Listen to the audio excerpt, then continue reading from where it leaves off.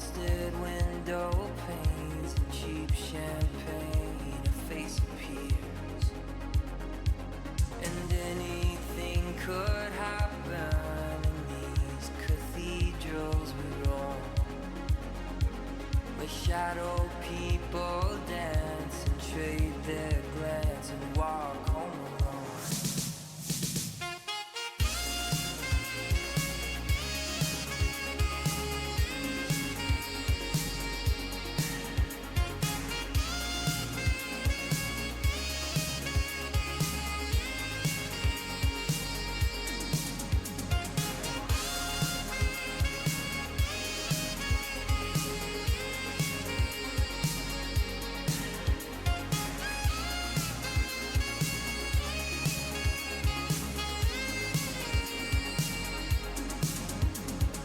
Staring out the window of the Roosevelt Hotel,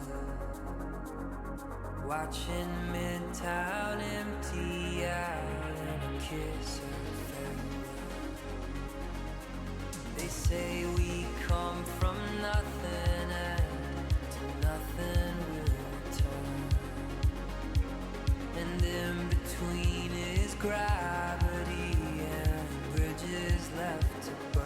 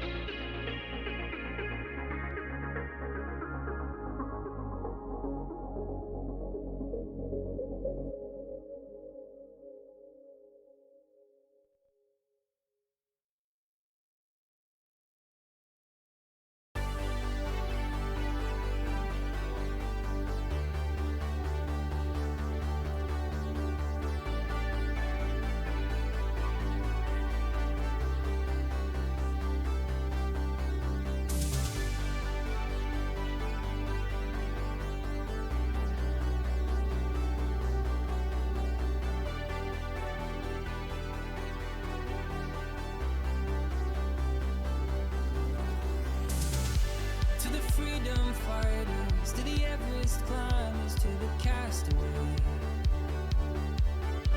to the midnight riders, to the spark igniters, I am on my way. Let it be said and let it be known, he who is free is never alone. The path before us, the world behind us, I'll wait for you there.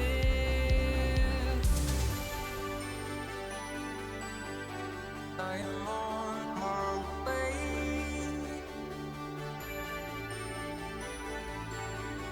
I am on my way. To the lost ark raiders, to the lion tamers, to the stowaway, to the white tide chaser, to the black flag raiser, I'm on my way. Let it be said and let it be known, he who is free is never alone. The path before us, the world behind us, I'll wait for you there.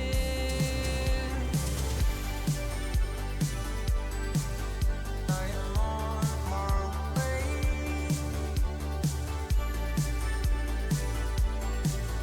I am on my way.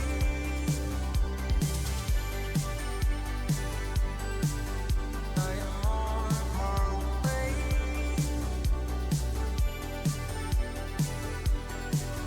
I am on my way. There's a song that sailors know, lost, alone, and far from home. With golden galleons, golden guns to find their place under the sun. There's a song on the Sahara wind that lifts you to your feet again. The dance is on the clockwork stars that pulses through a beating heart.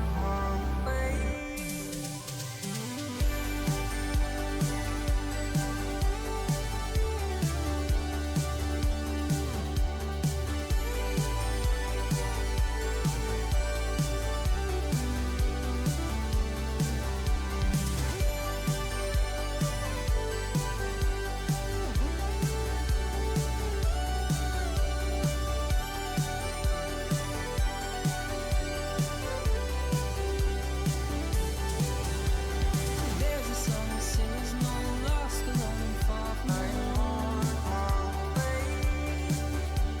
Golden galleons, golden guns to find their place under the sun.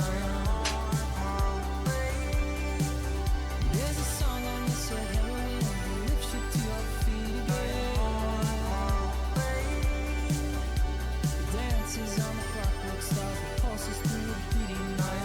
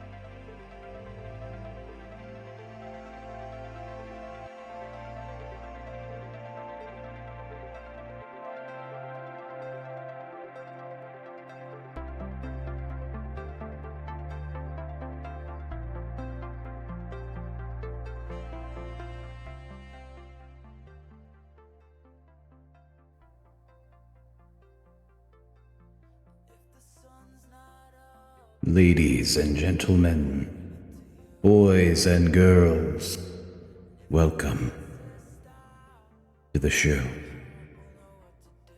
We are going to be playing a video game. Yay!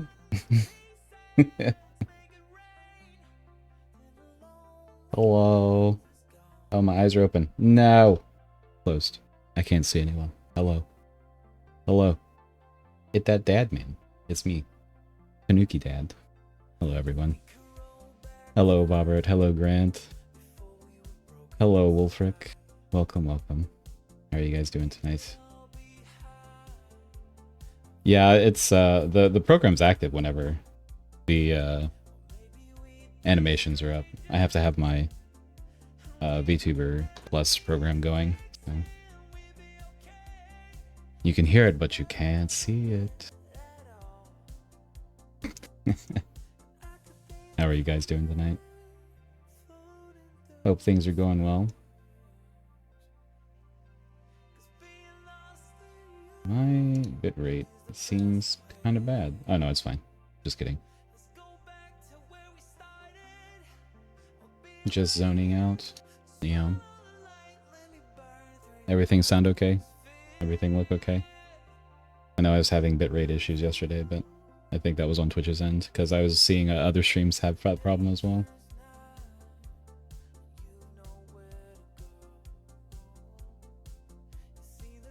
I'll probably... You think it's fine? Okay. That's good. For 1,000 years I have slumbered. Who dares awaken me? Oh, naked. Hello. Yep, one of my windows didn't move. That's weird. Oh. I've been beach balled. I'll catch it next time. It was too fast.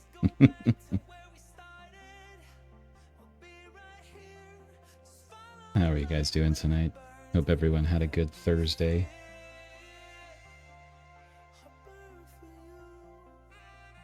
Mine was rather uneventful. Work from home day. Very nice. Yeah, I'm probably going to be working from home tomorrow myself because there's a planned fire alarm to be done, and it's from 10 a.m. or it's the window is from 10 a.m. to 12 p.m. and it could be any time during that. And working during those kinds of pressure times is stressful. So I'd just rather not deal with it at all. Oh no, your groceries were left out. Oh no.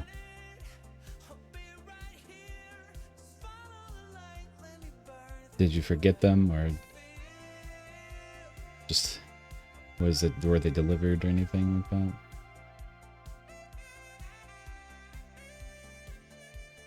Yeah, I forgot to put them in the fridge. Yeah. Yeah, that happens. I've had that happen with milk before. It was disappointing. Hello, Koro. How is the creature tonight?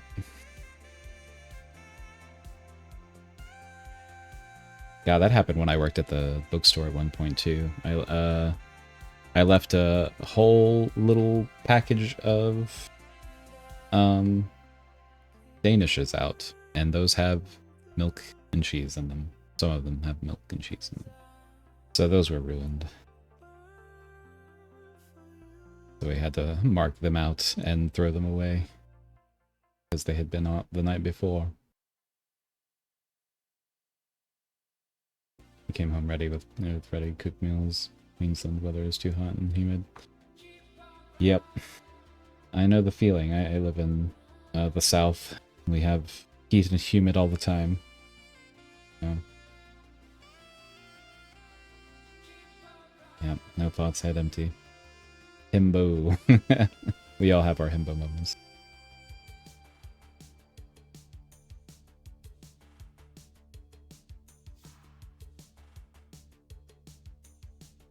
I just got my order of Pop Daddy pretzels. And I've tried the Thai honey curry. It's very good. It's a very light spice, but it tastes amazing. I have maple and apple butter flavor, and oh, it's called Pop Daddy. I didn't really think about the name, but yeah, that's yes, it is called Pop Daddy. Not sponsored. Hashtag not sponsored.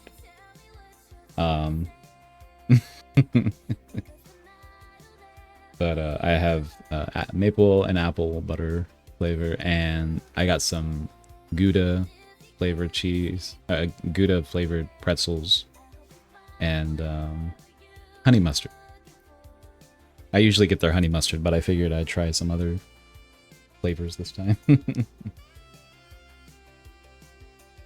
But I've only tried the Thai curry first, so I'll probably try the others later. It's very good. It's very tasty.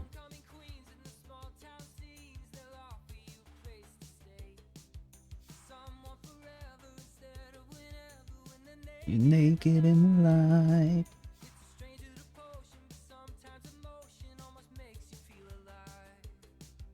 Ooh. Keep on running. Yeah, it is quite tasty. I know you're talking about Thai honey or a Thai curry like a week or so ago.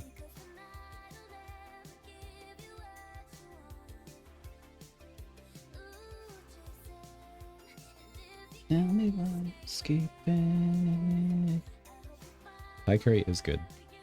Most curries are good. There's we have a really good Indian curry restaurant near my workplace, and so fucking good.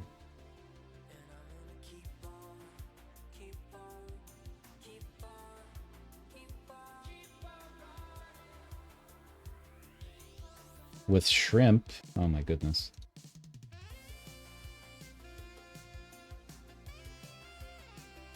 I've never had green Thai curry. Green Thai curry.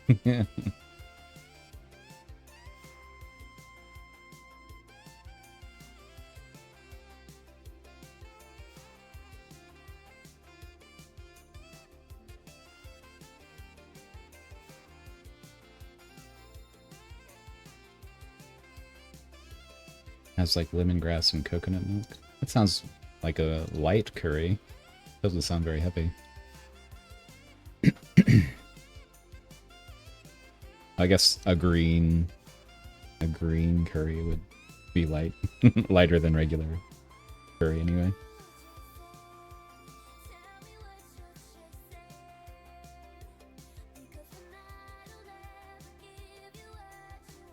Bushy is here. Oh, and an arc too. Hello. Welcome, welcome. Come on in. Hello.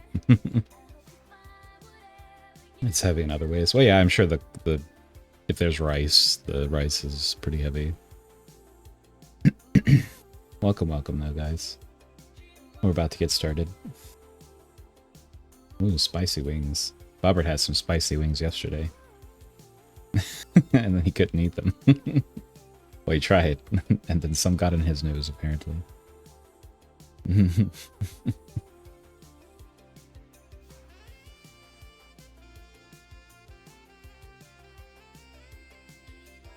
They too spicy.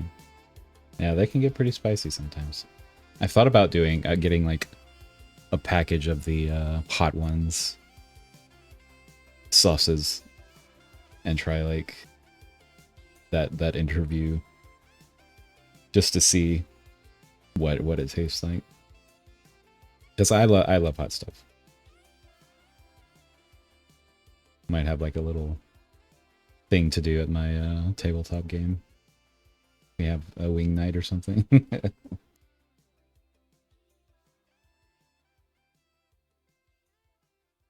Yeah. Hot stuff in spurts. Yeah, same.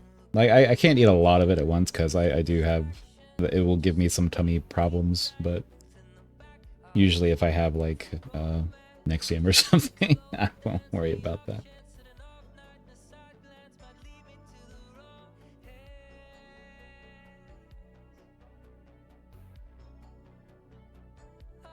Wasn't looking for you. Ooh.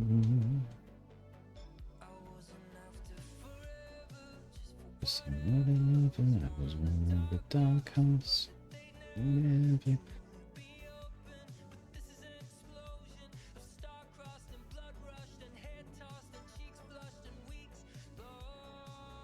Yeah, we're gonna get some Apollo done tonight. Oh, also, if anyone's watching the VODs, I apologize, because the last Ace Attorney Apollo Justice Trilogy VOD was, well, I streamed with it in the wrong VOD audio slot, so it was all muted. So I deleted it. So unfortunately, there will be a gap. But fortunately, there not a lot happened. I'll go over what happened, but I was a silly bitch, and I I was trying to. So I set my streaming or my audio channels up with my Stream Deck with Elgato's Wavelink. And OBS has an option to where you can like set the VOD track be on a different track. So with that and a little change in the settings, you can route audio to a different track from the VOD. So if you want to upload things to Twitch, or if you want to keep things on Twitch and YouTube, and you're playing something like copyrighted music, you can play copyrighted music and not get in trouble for it. Like, you won't get strikes and stuff, because it won't be in the VOD. Like, they automatically mute things if it's picked up, but I made a little function on my Stream Deck to where it like I can reroute it to not play through the VOD. So I can play any music without having to worry about DMCA or anything like that. Oh, hello, Mac. Welcome, welcome. How was the rat tonight? He's rolling.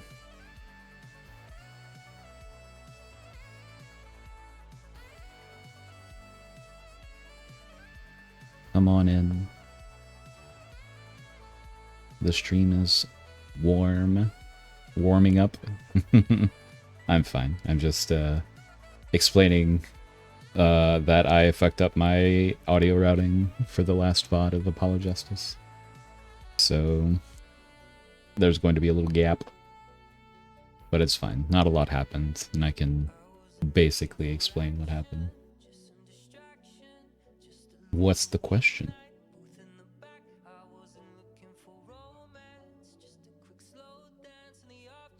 Can you permanently upgrade? No. The only things that you can upload are highlights and clips. Those stay. I don't know how long they can be though. There might be a time limit on them, but I know clips and highlights will stay as long. I don't even know if clips stay that. Maybe not for affiliates, but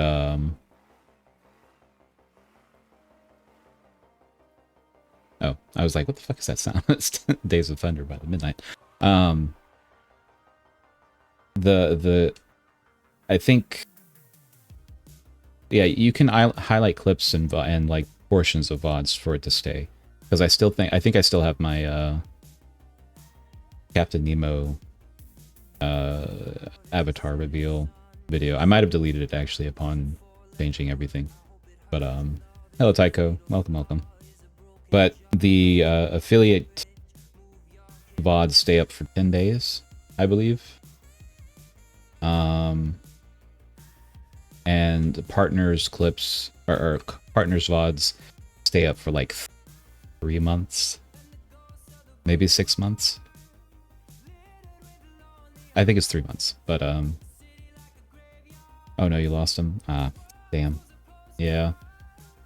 You can, but yeah, I always try to download, like, that's why I do it weekly, is because I download them from Twitch and then upload them to YouTube. Because they're forever on YouTube. Like, YouTube doesn't delete that. But Twitch will absolutely delete them. Yeah. I think it's 10 days, though. I'm pretty sure it's 10 days.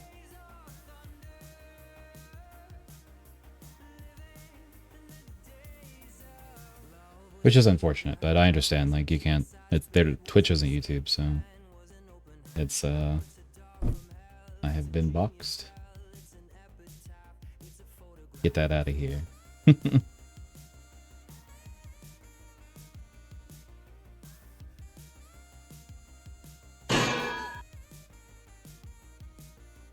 hear something? Tanuki box. That's weird. I keep hearing these things. I don't...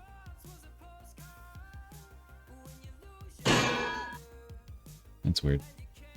What's happening?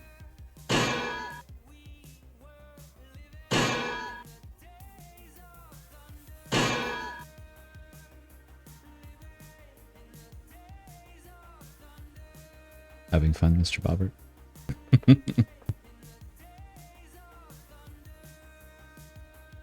I'm too powerful. You cannot stop me. Alright, let's see. Let's get our parlor drifters going.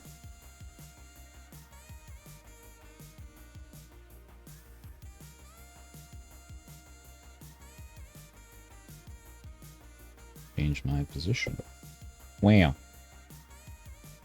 It all lands on his hat. That's true. Shh, hush, shush. Okay, there we go. Am I too far to the right?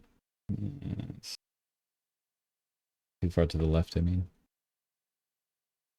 Let's go.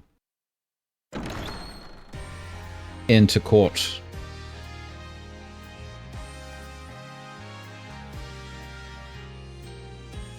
Alright, let's see.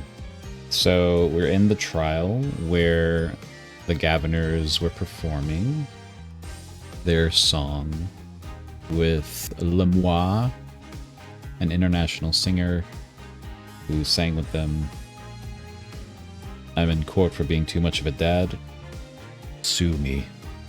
I shan't. No police person can take me.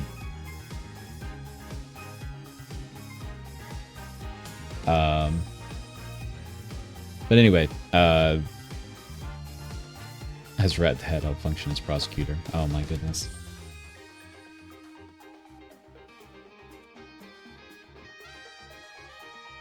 Objection. So things went on in the concert according to the song lyrics that were written. We found out that Mr. Latusi was killed with a .45 caliber revolver, which is a very powerful gun.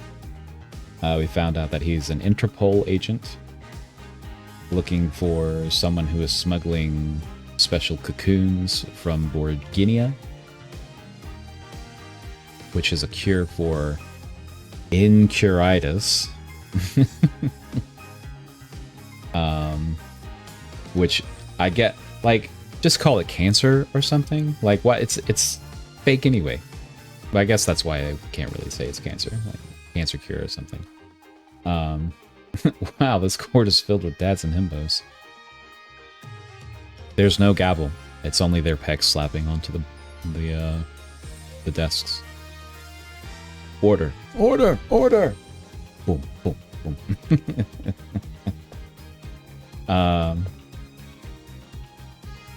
And the suspect is Machitobe, who is a child who plays the piano and is also not blind, we find. And actually, Lemoire is blind.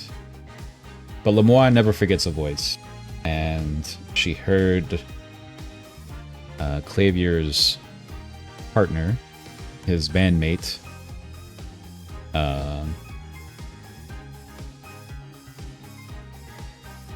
Lamar heard Daryan's voice in at the crime scene. So that is where we pretty much left off last time. She was she pointed him out as being at the crime scene. But there's still mysteries afoot. We must find them and bring them to light, because truth must be revealed. Also, Daryan is a detective, because the Gavners are full of policemen, and never talk to the police. You heard it here. Never talk to the police.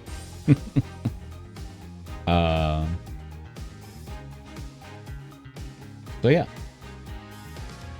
Lewd gavels. Yeah, that's true. Let's see. Where were we? 1152. This is the one, I believe. Wait. Yes. This one. Never talk to the police.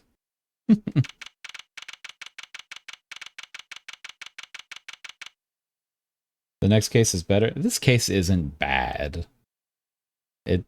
It's just not great. No, the next case is actually also just kind of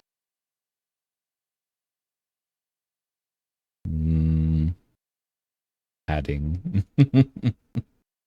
The fourth case is more of the overarching story.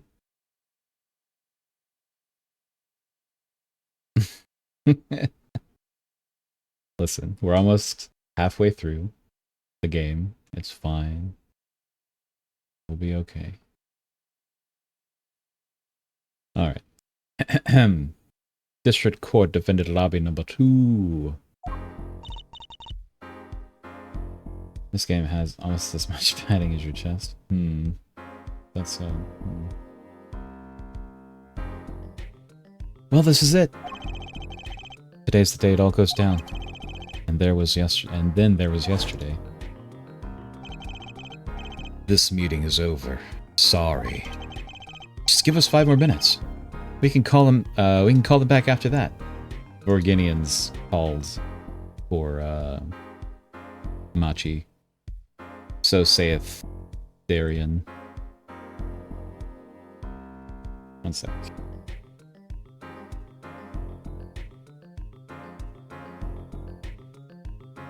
There we go.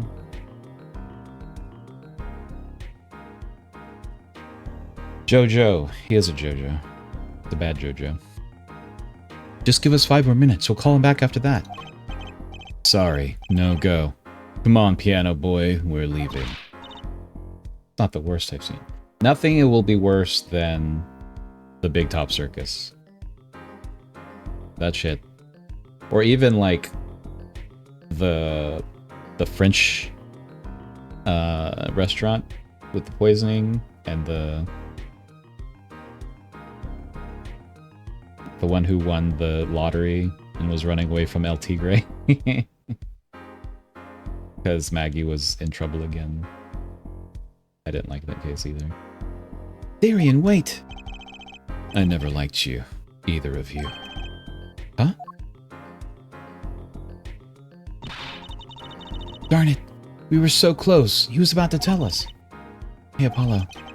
He didn't want us to hear what Machius had to say.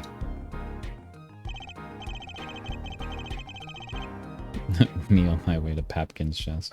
Pap it, come pap it. Right here. Come. And I think I know why. Time to bring down a little justice. Eek! What was that? He has heard but unseen. It's an Ein. Hello, Ein. How are you feeling? Are you feeling any better? After you pulled every muscle in your body from straining from playing fighting games?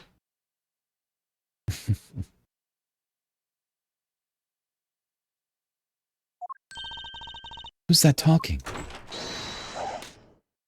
Ibuprofened up. Heck yeah. Valiant Grey Marie! I exclaimed. Oh, that wasn't Valiant saying that. Valiant Grey Marie! I exclaimed as he walked in through the door, normally. You aren't the witness today, are you, Uncle Valiant? A preposterous proposition. How could I stand to stand upon the stand? Why, my secrets would be free for the plucking. I might even have to sign autographs. That is why I intend to remain hidden for the entire day. Oh, with a vanishing magic? Indeed, I will jump upon an express train and express myself to the next town over. But before I go, a word of warning. Warning? What? A grand grammary glamour resides in the root of all that has happened. Do not forget this truth. A glamour? A spell, a sorcery, a great illusion. Miss Trucy, though it pains me to part so, I need to get in line for a ticket. Farewell. And there he goes. Hiding himself in the courtroom. Turns out he's the lamp in the corner, complete with lampshade on his head. Yep. We all have our lampshades, it's fine. I buffed up. Ibuprofen. That doesn't work. He sure seems happy about that illusion thing. Oh, big illusions are the bread and butter of a magician. You can't pull off a show without one. The big illusion is always a spectacle to remember. Usually it involves cutting up things, like people or the Eiffel Tower, anything really. So he was talking about what we saw at the concert. Lemoire's disappearing act. And Prosecutor Gavin's exploding guitar. I wonder what he meant by being at the root of all that has happened. Well, it's about time. Shall we go? Excuse me, sir. Yes? The scheduled starting time for the trial has been changed. The trial will not be commencing until 10:30 a.m. Sorry for the convenience. Huh? Something happened? This is a first. It was by the judge's request. Some urgent personal business. Great. I bet he stayed up too late last night watching courtroom dramas. Apparently he's visiting the hospital again. Say goodbye to France. Classic Ken. What does that mean? What does classic Ken mean? Super cute. Give me a break. That is not classic. The hospital. I believe it was mentioned that the Chief Justice's son is unwell. Apparently his condition worsened considerably this morning. Oh, when I go, huh? Huh? The Chief Justice's son. Oh, that's right.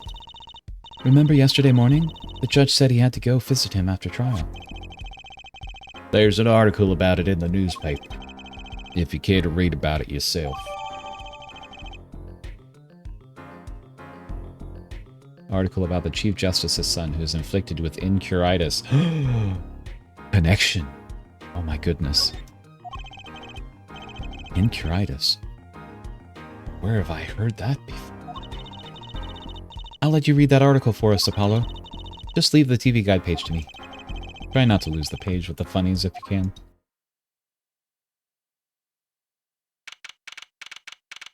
I'm glad you like it so much.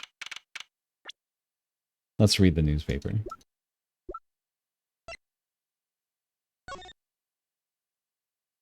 Disease strikes... Incuritis syndrome, first case in country. Disease strikes closer to home than ever before. What an article this is. Okay. Hello, Fun and Fancy. Yes, I am a Tanuki. Ooh, you sculpted the Tanuki in Blender? Good. There needs to be more Tanuki. Welcome, welcome. That's what Mr. Breeze's wife has. Yeah. Yeah. Look, I have a tail too. See? My tail? Yeah. Proof of Tanuki.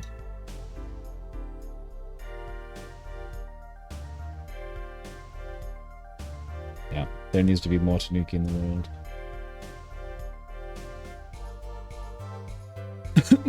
My apologies for the delay.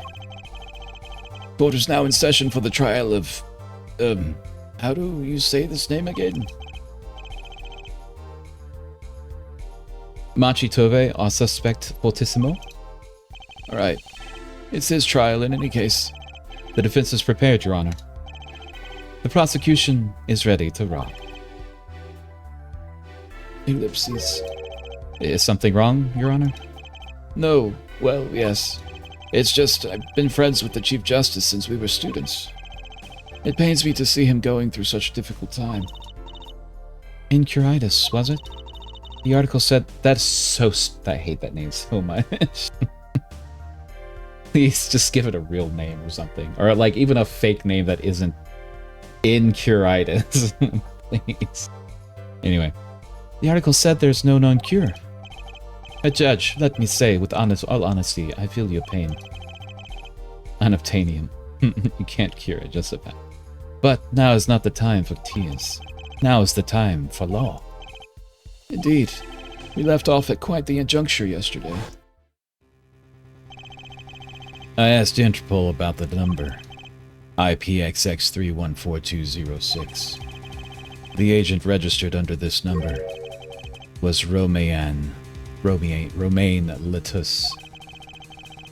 Thanks for looking into that for us, Detective Crescent. It's a great help. Oh, no problem at all, Your Honor. I'll be heading out. Hold it!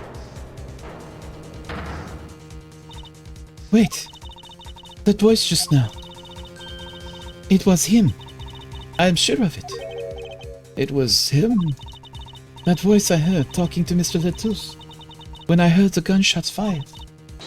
It was him. It was Mr. Daryan. No way. Quite a sensational ending. Who would have thought Daryan would guest star in this season's cliffhanger as a suspect? I asked the prosecution to look into this matter. Please tell the court your findings. Daryan Crescent is a member of my band, the Governors. He is also a detective, making the current charges serious indeed. Yet, after an investigation, I have found no cause to alter our case or file new charges. And your reason is? Weren't you aware, Herr Forehead? He has an impeccable alibi. An alibi? Let us review the facts again, shall we? The concert held on the night of the shooting was in 3 sets. The Governors ripped up the stage during the first set. For the second set, our guest took center stage. The only performers appearing were myself, Lemoire, and Machi, along with the drummer and the bassist, for a total of 5. The shooting in the dressing room, however, took place during the third set. Lemoire and the defendant, Machi Tobe, had left that stage at the point, and the Governors were already rocking. This is when 2 shots rang out at the scene of the crime. Shots heard by Detective Emma Sky, mind you. And Apollo? You heard them too, right? I sure did. Furthermore, Lemoire herself witnessed the moment of the crime. Well, perhaps I should say she heard the moment of the crime. When she claims to have heard Mr. Letus's and Detective Crescent talking. Puns are a crucial element of the anime justice system. It's true. Very true. Especially in Apollo Justice Land. The invisible drummer and bassist. But that's impossible. Detective Crescent was... Precisely. Detective Crescent was on stage getting his groove on, no less. Voila. A perfect alibi. Does the defense have anything to add to this? It's true. When I heard those gunshots, he must have been on stage. Still, there's something here that doesn't quite add up. It appears the defense has no objections. I believe we can safely say that Daryan Crescent's alibi has been acknowledged. Which means that Lemoire was sadly mistaken. Her testimony cannot be true. Very well. Of course, if we disregard her testimony, then I see no evidence keeping us from declaring a verdict. If indeed there are no objections. Uh-oh, Apollo. If he declares a verdict now...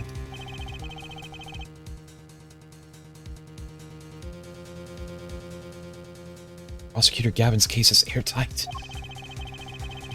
Lemoire might have been lying to protect Machi. How can I rely on her testimony? Wait, what about yesterday in the detention center?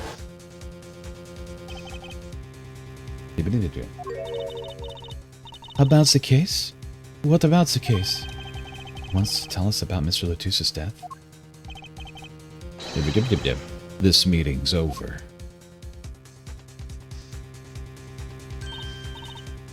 Daryan?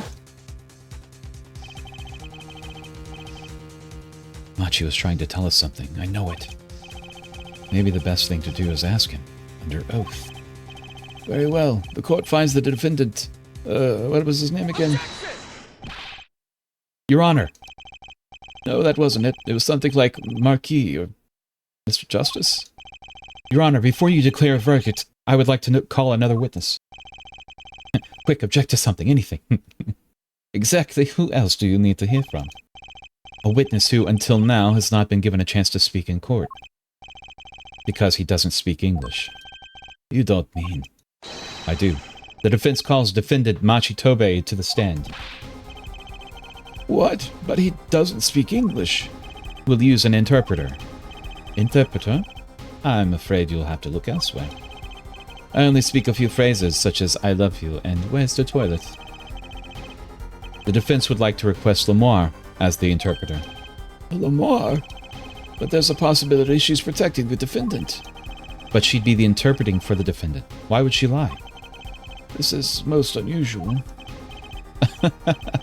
Bravo, Herr Forehead. Judge, the prosecution agrees with the defense's request. If Lamar lies, I'll be able to tell. Even my limited knowledge of the language should be enough for that. Well, if both the prosecution and defense are for this, I see little cause for refusal. Finally, some progress.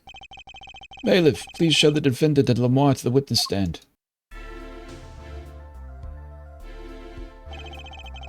He speaks in emojis. It's true. Wingding testimony time. Can't wait to cross-examine that. I suppose there is a first time for everything. Shall we proceed? Prosecutor and defense were at the crime. They shouldn't be here. They bias. Your name to begin with, and if you would, Lamar? Yes. He says, Machi Tobe, the defendant. This is certainly a first for this courtroom. Really? Would it be the first? Like, there's no interpreters for any other language in this courtroom, ever? I feel like there's a lot of languages out there, even in Ace Attorney Land. Not that we really needed an interpretation of that message in particular. So far, so good. Very well, Mr. Justice, if you would. Huh? If I would what, Your Honor? Would what? You called the defendant to the stand, did you not? What would you have him testify about? What do I want him to testify about? Ugh, I haven't thought that far yet. Apollo, aren't you going to ask him what he was able to tell us yesterday? Can I, if I don't know what he was saying? Excuse me, a moment, if I might speak? Yes, Lamar? Just now, Machi said there is something about which he wishes to testify. Machi wants to testify about something? What could it be? What sort of testimony is he talking about? One moment, please. Suspense is killing me. What? What? What? Well, Lamar, according to Machi, he has proof of his innocence. What? This is a surprise? Yahoo! Victory, Apollo! We did it! This is sounding too good to believe, and I know what that usually means. Well, if that's true, then this is vital testimony. Machi, please testify to the court. We're out having mochi nuts when the crap happened. Oh my goodness. Very well.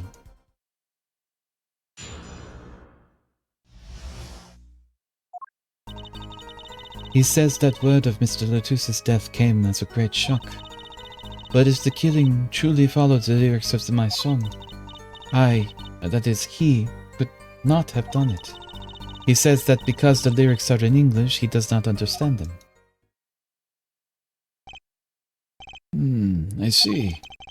He wouldn't have understood the English lyrics to the song. That would prevent him from following them so closely. I wondered what he meant by proof.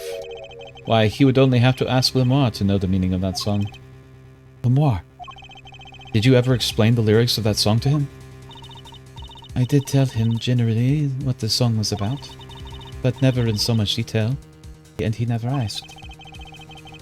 As my oft-repeated warning already fled that forehead, the more might be protecting the witness.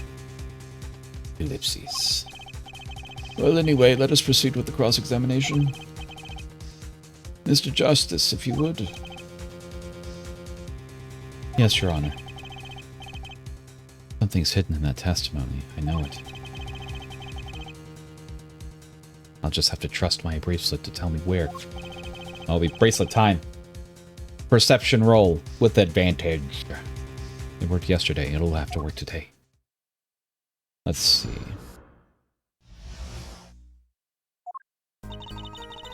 It says that word of Mr. Lutus's death came as a great shock.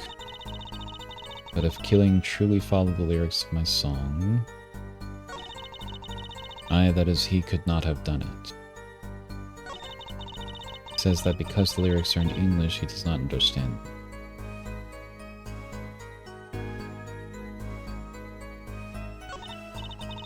Yeah, I knew he was innocent. I believe he is too, Trucy. I do. What's wrong, Apollo? You got a tummy ache or something? It's a Sachiel. Objection. This Nuki is adorable. It's adorable. It would be a crime to not give him a smooch. Give me a smooch, then. I demand the smooches. Something's hidden in that testimony. If it's the truth, I'll find it. Let's see. It says that the word of Miss Lutus's death gives a great shock. But if killing truly followed the lyrics of my song, that is, he could not have done it. It says that because the lyrics are in English, he could not understand. Would probably be that one.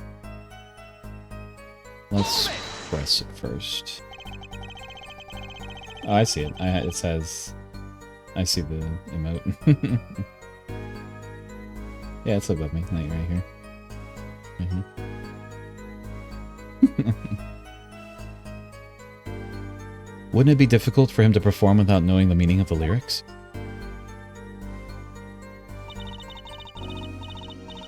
He did know what the song was about, its mood, shall we say. This was enough to play by. I told him that it was a song about a guitar in love. It's not actually the guitar that's in love, strictly speaking. Oh? Perhaps I misunderstood. No, not really. Yours is also a valid interpretation. Okay. No, it is my fault. I'm too used to singing in Borginian. It's much easier than trying to understand these English lyrics. Yay! Oh wait, no, that's just the redo. Alright. I think we're going to bracelet that fourth one. Because that seems like the only way contradiction would come about. Let's take a look. Smooch the Otta too.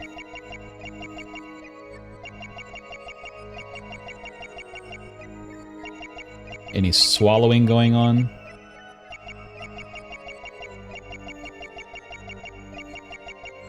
Oh wait, maybe I should be looking at Machi.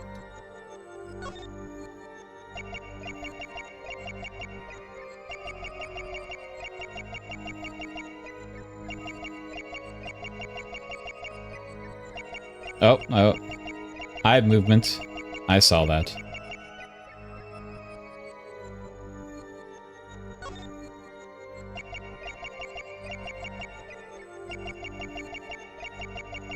Because the lyrics are in English. Gotcha! Eyes twitch. Destroy him!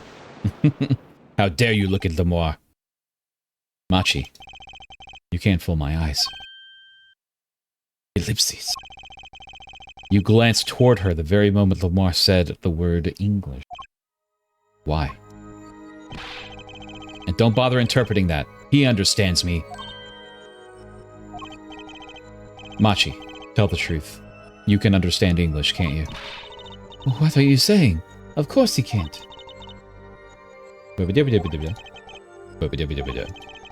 Must he continue the charade? Mr. Justice, Machi says this. I know the word English. Huh? Before coming to this country, he heard me speaking English. He learned the name for this language, that is all. What? Give me a break. Is that such an unusual word to understand? Do you not know Espanol, for instance? Okay.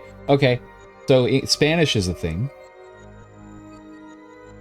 Did no one ever speak Spanish in this courtroom? What? Well, yeah, but... I am sorry, but he truly does not understand your language. Well, then explain this.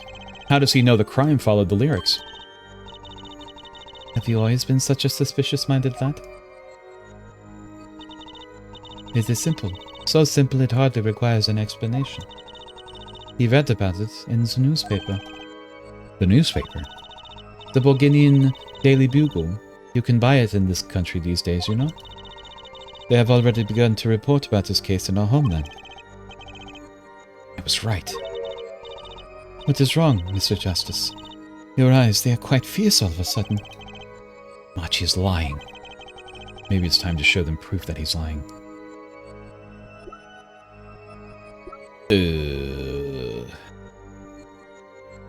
Oh, this. I have here a Borginian newspaper. Borginian Daily Bugle, as a matter of fact. Exclamation point. Indeed, there is a feature article. There is a feature article about this case. Could you read this for me, Machi? That's right. It doesn't mention the lyrics. What? What is this all about? I'm sorry, Machi. You couldn't have read about it, the lyrics, in a Borginian newspaper. Oh my goodness.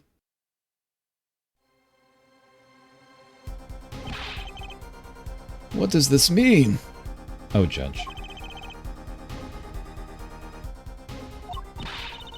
But I don't see how it's possible. Ah, I know. He must have heard the lyrics when the police were doing their questioning, yes. Not possible. The subject of the lyrics was not brought up in police questioning. I read the full report myself. So the lyrics weren't in the newspaper, and the police didn't mention them. The only place you could have heard them was in the courtroom. In English, no less. Exclamation point. The witness will explain himself. Machi says... He says... Yes? It is true I read the newspaper. But this is not where I learned the lyrics. I was mistaken. Now I remember. You remember? He says he heard the lyrics from me. What? Is this true, Lemoire? Yes, I'm afraid I had forgotten myself. Athena does a lot of European exclamations. That's true. Swallow these. What? Swallow these what, Mr. Otter? What are you saying, Robert? What are you swallowing? Oh my goodness. You can't say that on Twitch. Oh my god. Hello, Alkali. Welcome. Good to see you. Hope everything's going well. Hope you've had a good day. Come on in. Got him. These exclamations. Then it looks like our forehead's been jumping to conclusions again. It seems so, yes. No. I was onto something. I know it. I can't let this chance slip away. Time is an issue today. Mr. Justice, are you finished with this cross-examination? What are you going to do, Apollo? Going to keep on cross-examining. I better have an angle of attack. Or else. Exclamation point. My bracelet's still reacting. Your Honor, please allow me to continue. If you must, you must. Very well. Witness. Rolling time. I understand. It was I who explained that the crime followed the song. Perception roll. Now we look at her. Are you swallowing again? No?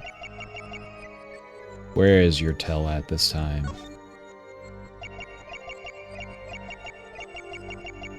Wait.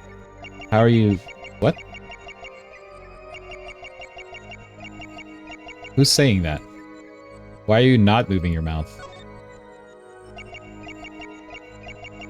Where is that coming from? Are you speaking? No. You're just not moving your mouth. That's weird. How are you not moving your mouth while saying that? Excuse me? No swallowing allowed. Is that it? Oh. Lemoire. I'm currently cross-examining Machi. Why should you be uncertain?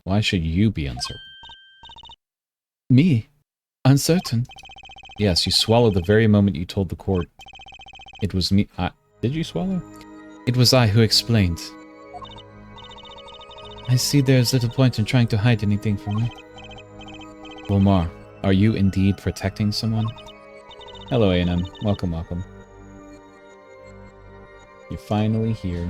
Oh my goodness. That is not a question with a simple answer.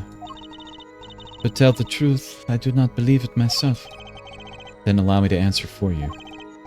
Lemoire, you're protecting...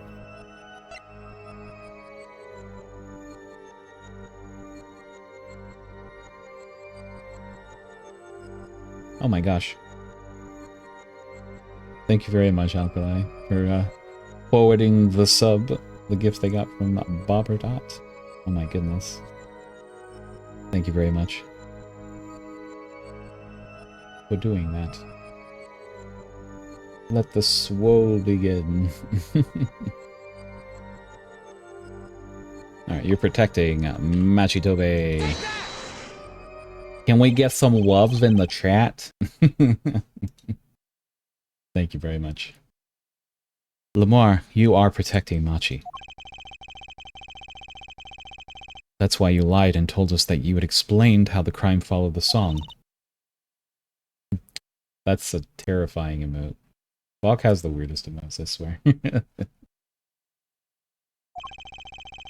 I don't fault you for trying to help, but this is not the way.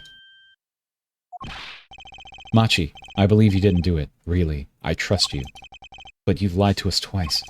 And now you have Lemoire lying on your behalf. If this is going to work, you have to trust me too. Your two lies cover a simple truth. You understand English. You have to. Exclamation point, ellipses. Ah!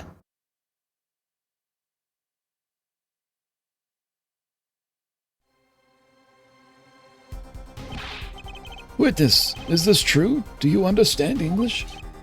Yes, a little, only. What? First he could see, now he can talk. And you did not know about this, Lemoire? No, I did not. It is quite a surprise. How many secrets is this witness hiding? Last. This is... last. Machi, you tell us what really happened? No shooting. I did no shooting. So you weren't in the dressing room when those two gunshots, when I heard those two gunshots, correct? Apparently, the answer to that question isn't simple either. I was in dressing room, behind desk, manager, he on floor. Which would be after the shooting, right? Then there is voice. Voice? Or voices? Was it you and Emma, Apollo? So when Machi went into the dressing room, Mr. Latus had already been shot. And then we came to the door. Panel high up, I take off. Run away. Run away! So it was you who escaped through that air vent. As the prosecution has held up all along, no less. The defendant has admitted to being at the scene. Might we take this as a confession? No! He's clearly denied that he did it. I had no shooting. Manager on floor, already on floor. The victim had already been shot, you say? I find that hard to believe. The defendant understood the song lyrics. He was at the scene of the crime. This can only mean one thing. He is the shooter. Does the defendant have anything to say to this? He's clammed up, Apollo. Then let's ask Mr. Justice. Will he require any further testimony from this witness? Is that it? Is there nothing else I can get him to testify about? Wait, no, of course there is. What is this cocoon, anyway? The cocoon, the silk, is a potent cure. A cure? Well, Machi, are you a smuggler? Dip dip dip. Dip dip dip. Dip dip dip. Ellipses. He won't tell me. Cocoon has to do something with this. Machi, please tell us the truth for your own sake. No. No more speak. Not to any of you. So much for your precious trust there, forehead. Hey, you were the one who didn't believe him. Regardless, this brings us to an impasse. It does seem that the defense and defendant are at odds. I doubt we are likely to learn anything more of value should this continue. I see no other course but to declare a 5-minute recess. The defense will work things out with the defendant so that we might proceed.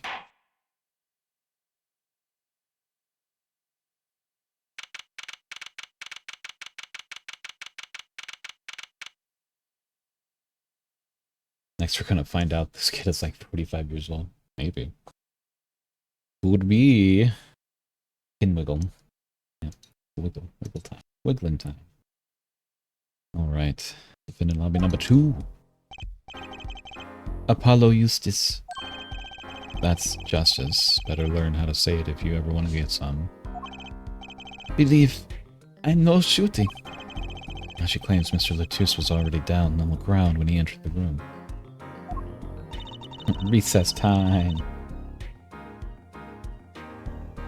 Mine's gonna get hit by dodgeballs.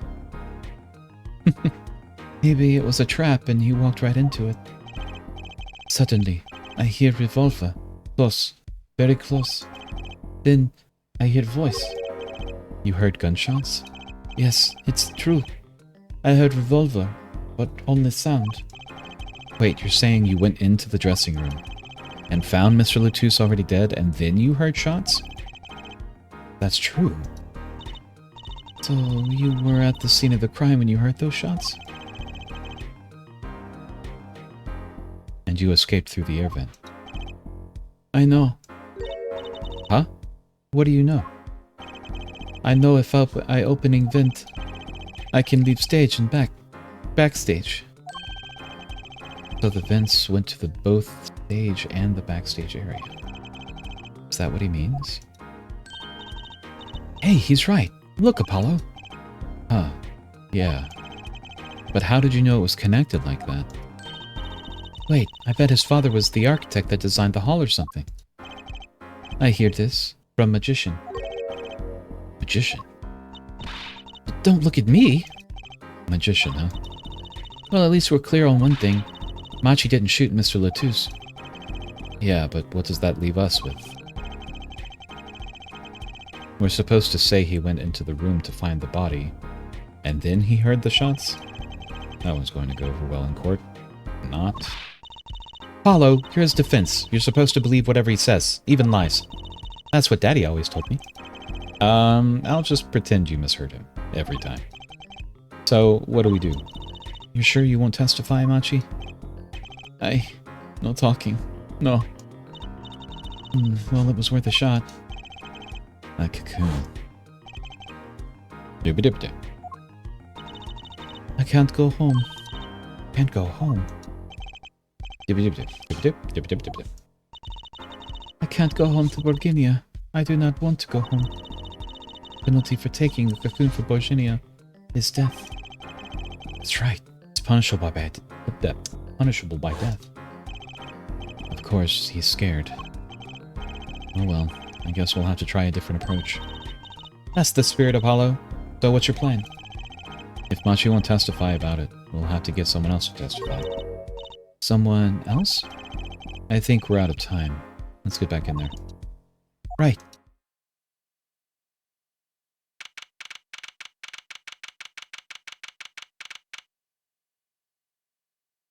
District Courtroom number 3.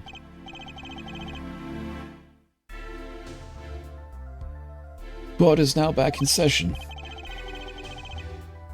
Mr. Justice, have you sorted things out with the defendant? Yes, Your Honor. We had a good talk. Very well. So will he testify? Your Honor, the defendant will not testify. What? Ellipses. Shame. And here I thought this was your big chance to turn the case around. Actually, it is. The defense would like to approach this case from a different angle, Your Honor. A different angle? Hello, Thorin. Welcome, welcome. Good talk. That sounds so weird. How you doing, Thorin? Welcome on in. Good to see you. Hope you're having a good night. If Machi won't testify, then I know who will. I would like to cross-examine the witness in this case, Lemoire. Lemoire? What are you up to now? I thought we determined yesterday that Lemoire's testimony was unsubstantial. There's nothing you can... Lemoire was taken to the hospital yesterday with injuries. What happened? She was assaulted, Your Honor. Assaulted? Someone wanted Lemoire dead. Thankfully, she was able to save herself. What? I've heard no such report. Prosecutor Gavin. Exclamation point. Being cozy? That's good. Cozy's always good. Come on in. We'll all be cozy together. Why would anyone be out to kill Lemoire? Can you think of a reason? Well, think of how she's known in our country. A singer from overseas who doesn't speak English, yes? Yes, someone tried to keep her mouth shut. Who could that have been? You don't think... I do. It was the same person who shot Mr. Letou. The killer was afraid of her, afraid of what she might say. The defense believes that something was hidden in her testimony yesterday. Something that the killer doesn't want getting out. So, am I to understand that this is what you are saying? Namely, that there is a nugget of truth in Lemoire's testimony? A nugget we have yet to uncover? Exactly. If Lemoire was attacked, this has serious... This has serious implications. Very well. There were some vague points in her testimony leading to yesterday's trial. Perhaps we did not inquire as deeply as we might have into some.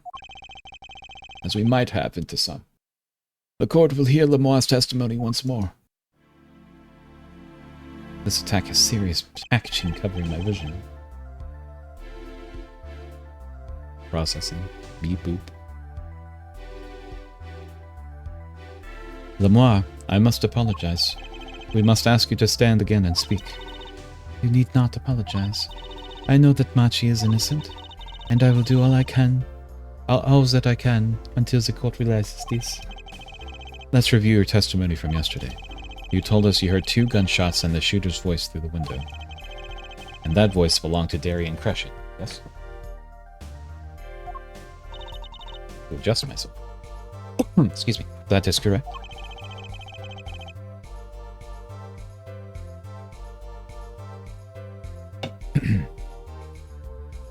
At which point I proved she could not be correct. She couldn't have heard any of those things. The small window at the scene was closed, and was found to be quite soundproof. You have nothing to say to that, Mr. Justice? I don't know exactly what yet, but I do know there's something there. There is, it seems, much you do not know. And yet it is my duty to hear him out. Perhaps the witness would be so kind as to testify once more to the court. Of course, Your Honor.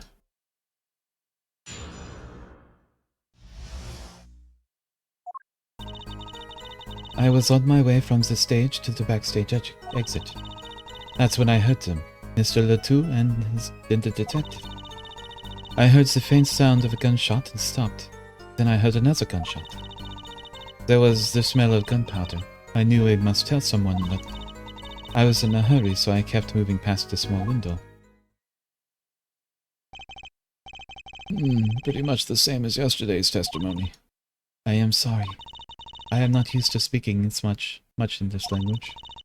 Perhaps my descriptions are lacking in some way. Yet everything I have said here is the truth. Then it is my distinct displeasure to say this. What you have said to have happened is impossible. Do I have to repeat myself? Lamar was attacked because of this testimony. What, Brucey? Apollo, you know, for a moment there, you were pretty cool. Maybe I do better when I don't try to think ahead. Very well, Mr. Justice. Perhaps you can coolly cross-examine the witness.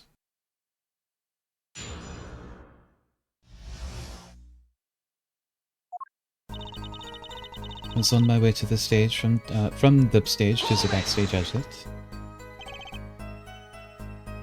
Ellipses. Is something wrong? I know I said hold it, but she's saying the same thing she said before. Mr. Justice? Sorry, it's nothing. Please continue with your testimony. Now I know what they mean about reckless youth these days.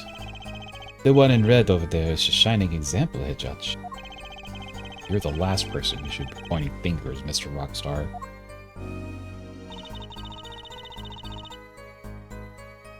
That's when I heard them, Mr. Letou and the detective.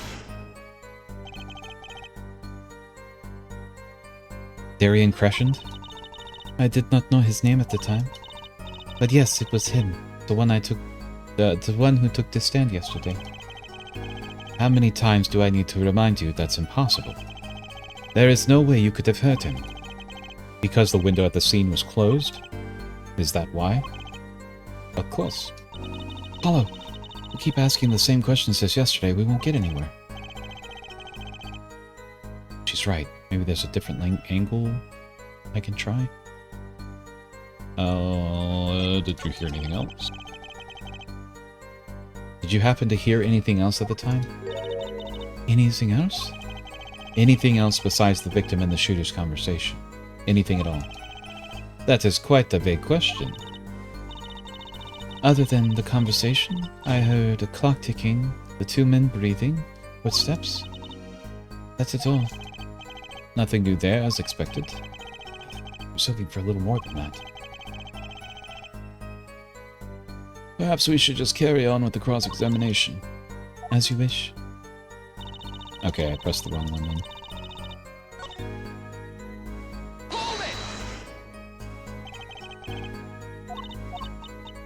Yeah. What were they talking about, though? Lamar, do you by any chance remember what they were saying to each other? If so, please tell us.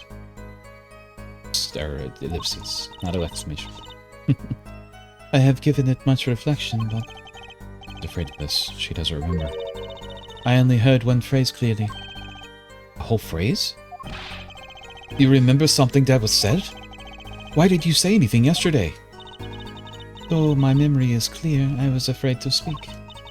You see, I do not understand what was said. This could be it. Who I've been waiting for. Well, what did he say? It was the other man speaking, not Mr. Letou. The shooter, then. Daryan Crescent. Well, what did he say? It's over. Press the switch. Now. See you, Ark. Thank you for stopping by. It's good to see you. Always welcome. Hope to see you next time. Have a good rest. Have some sweet dreams. Switch. And the shooter said this to the victim, Mr. Letou? I thought that it was quite strange myself afterward. It is a mystery. What could it possibly mean? Mr. Justice, care to shed some light on this? I mean, sure, it's a very vital. Maybe we could add that to the testimony. Maybe, Apollo? From the small window, I heard a voice say, "Press the switch now." Could it be this switch? Press the switch. There's only one key that can unlock the mystery of those words. Oh? Yet there was nothing at the scene that could be called a switch, save the lights.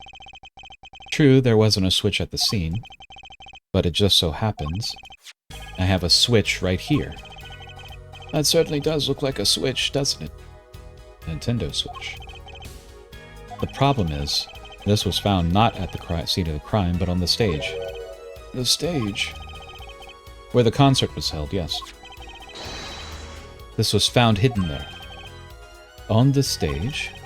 Are you claiming that the voice Lamar heard was there someone commanding another to press the switch? It's a possibility. Oh, Hair Forehead? I'd call that an impossibility. Why? It's hardly necessary for me to remind the court of the layout of the concert forum. The stage is quite far from Lamar's dressing room. Not to mention that the Governors were in the middle of a concert on stage. We aren't known for being a quiet band. You could shout all you wanted and not be heard. The detective's voice was loud, but certainly not a shout. So too have Hair Forehead's cries of possibility fallen short of the heartbeat being heard. Sorry, but he wouldn't have needed to shout. Excuse me? You heard what I said, or do you need me to shout it out for you? It would have been quite simple to be heard on the stage from that dressing room. Oh wait, you like evidence, don't you? How about this? Using this, it would be easy to get a message to someone on the stage from the dressing room. This one. Prosecutor Gavin, perhaps you're familiar with this. Why, that's... What? What is it? Is that some kind of newfangled phone they invented while I wasn't looking? This is a type of transmitter, a communications device. Communications device? From what I've heard that night, everyone on stage was wearing one of these. Is that right, Prosecutor Gavin? You're just sounding more and more French. Listen. European languages are hard, okay? Ah, yes, actually, they're for talking between band members. We all had one on. I know he's German. His name is Clavier. Ein can give a lesson. I've never heard Ein speak in German. You look away for 5 seconds and your new phone is invented. Basically, have you seen Samsung Galaxies? Or iPhones, really? So you admit that if you were wearing one of these, talking from the backstage to the stage would be simple. Ein is 9 in German. True, but wait. Those send out an electronic signal. To avoid interference with the audio systems, their range is quite limited. Lamar said it was about 30 feet, right? Look at this cross-section of diagram of the concert forum. Ah, exactly. The walk from the stage to the backstage seems far, but the direct distance is less than 30 feet. That can't be. So when Lamar heard the shooter's voice, he could have been talking to someone on stage. I think I need to pull that soundbite from from the game and use it for my stream. Ha! You're claiming this was the switch in question? Why did it have to be on the stage at the time? It could be placed in a pocket and carried anywhere.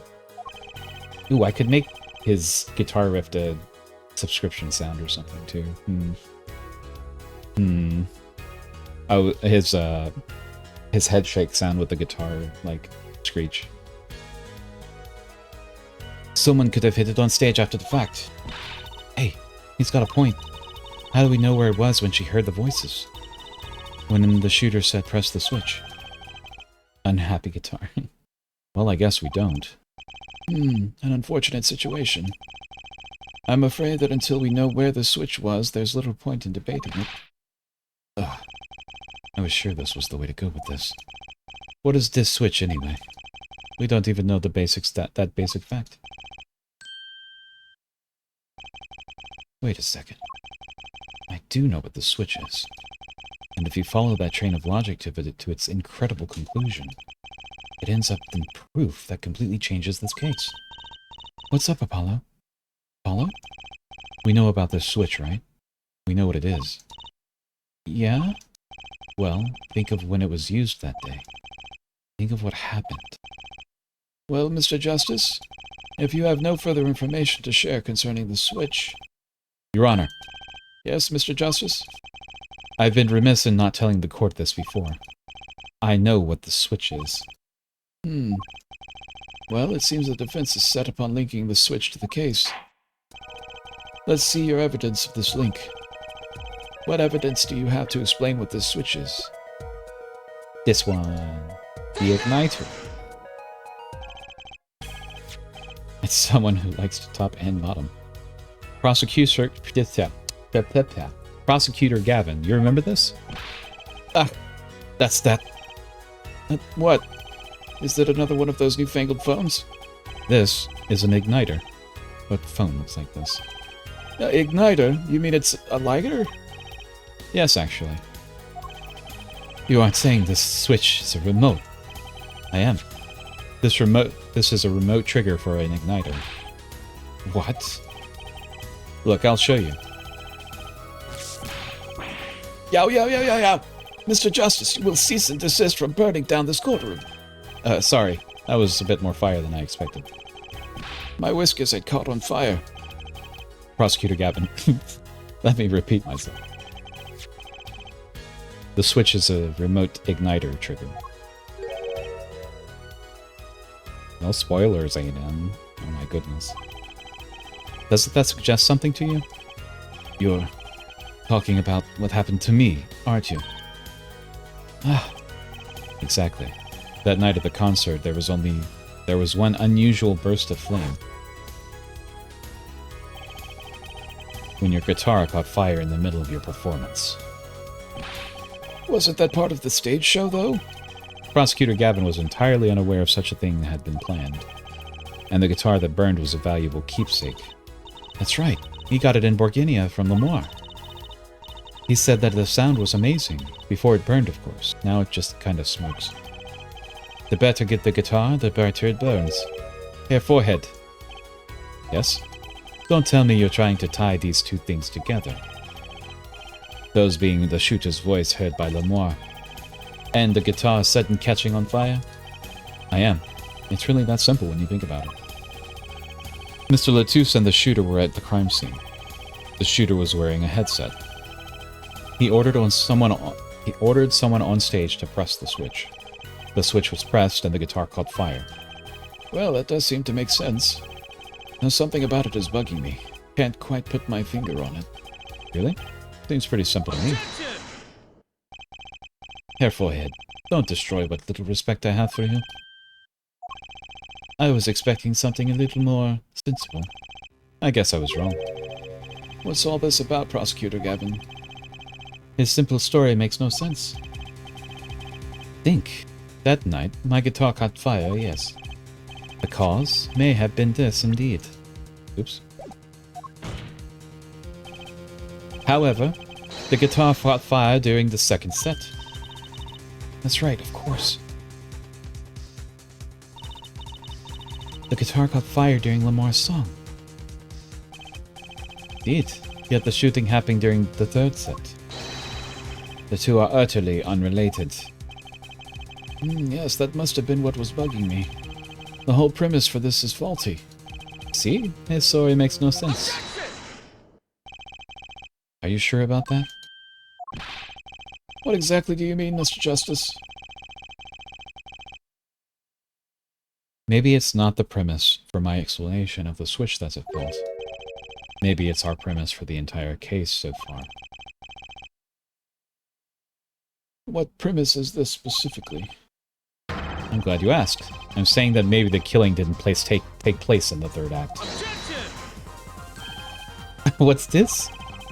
But Detective Emma Sky heard shots from the body. All of this happened in the third act. Gunshots rang out, and according to this testimony, Machi was in the dressing room at the time. Music started up. Go, Apollo, go. Get him, Apollo. Yeah, get him. Where are you going with this, Mr. Justice? Stay with me, Your Honor. He also told us this in his testimony. Namely, that the victim had already been shot. We all heard gunshots, but no one saw the shooting. This is insane. Just before the shooting took place, the shooter was heard on the headset, telling someone to press the switch. The next moment, Prosecutor Gavin's guitar burst into flame. We know that a remote-triggered igniter was inside the guitar. From all these facts, we can draw only one conclusion. Hello, Mighty Foxes. Thanks for the lurk. Good to see you. Hope you're having a good night. The crime did not take place during the third act, but during the ballad performance, the second act. What?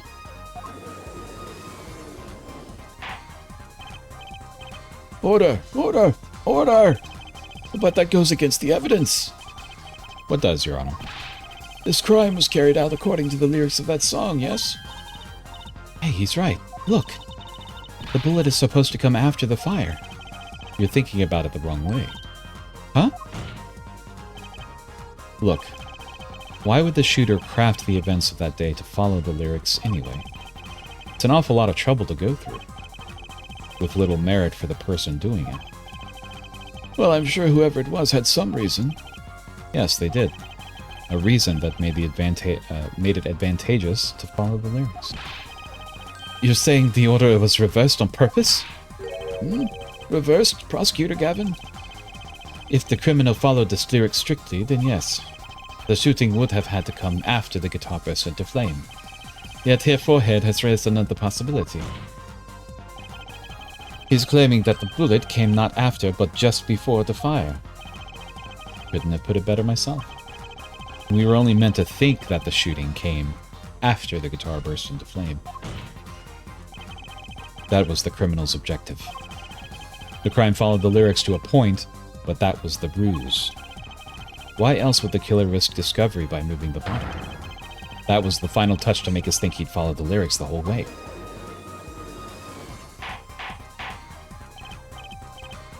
Order! Order! Order! That would explain this most unusual situation. It does. The killer changed the order of the events to create himself an alibi. In other words, the killer was someone who had an alibi for the third set, but not the second. I was hoping it wouldn't come to this, but sadly it has. There's no reason why anyone would believe the lyrics from the first place. Just a coincidence.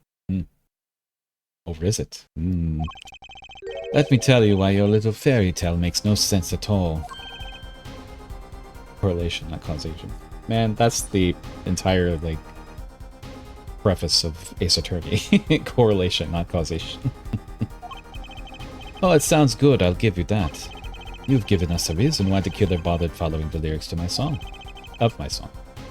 But I question your logic, for it's flawed from the very beginning. Flawed? Yes, a contradiction here, Forehead, one I've pointed out several times, no less. At the time of the crime, the small window at the scene was closed. How could Lemoire have heard a voice through it? Oh. I know that you would like to divert attention from this critical fact, but you're basing your entire line of reasoning on false premise. Right. Lemoire's testimony is my entire case. That voice she heard, the shooter's voice. What if she couldn't hear it, Apollo? Look, what do we have? A man saying press the switch. And near the crime scene, we have a switch, which acts as a remote trigger for an igniter.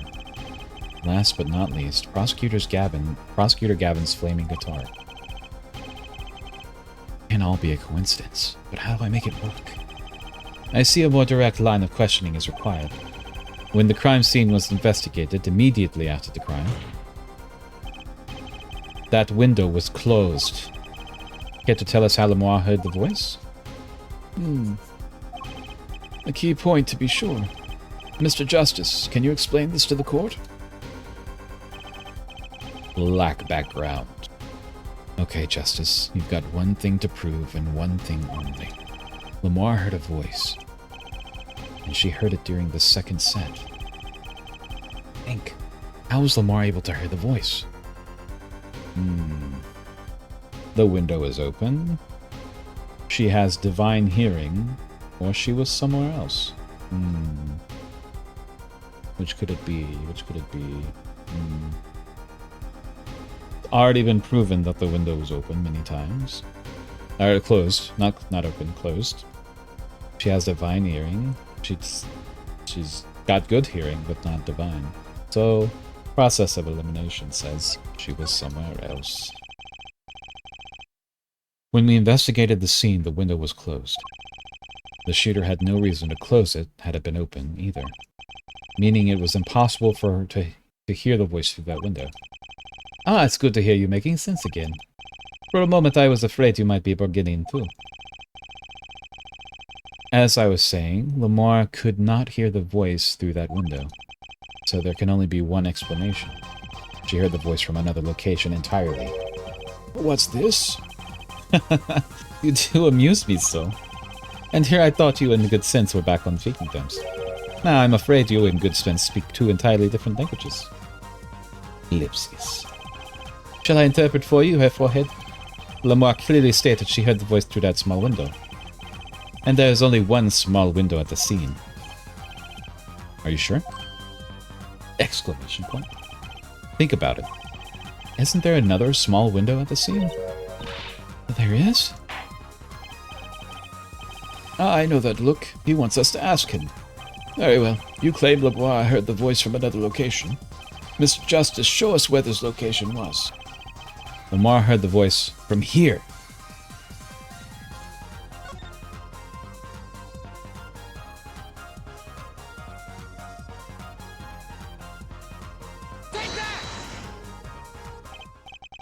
This is where Lamar heard that voice from. But that's no small window, that's the air vent. What did she tell us? She said that she's a Borginian, unfamiliar with our language. It's not a stretch to imagine she called this air vent a small window. Now you've done it. You've gone beyond ridiculous and into ludicrous. So Lamar was up in the ventilation system listening to the man's voice? That's the only logical explanation, yes. Logical? I do not think this word thing means what you think it means, Herr Forehead. Okay, what about it isn't logical? Ha! It hardly bears saying. Why would Lamar be in the ventilation system? Hiding there like a rat. No offense intended to her, of course. The explanation for that is simple, Prosecutor Gavin. Isn't it, Lamar? You have been listening to our discussion here, yes? Yes. I admit it's had me quite confused since yesterday.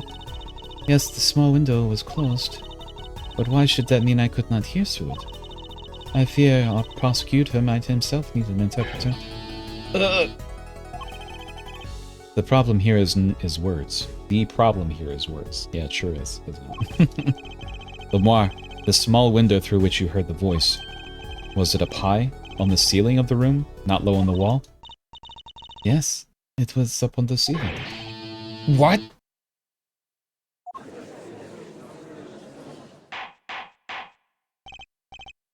Order! Order! I will have order!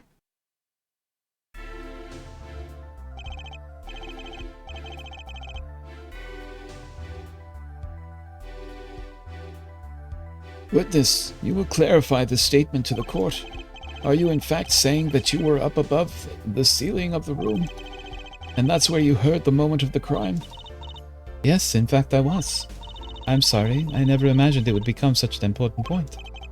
Yeah, well, why the heck were you up there? I believe it's time for another testimony. I'm not sure I can't. May I remind you that this is a murder trial? We will hear your testimony. Tell us why you witnessed the crime from above the ceiling of that room. Please. Well, looks like I'm on the right track.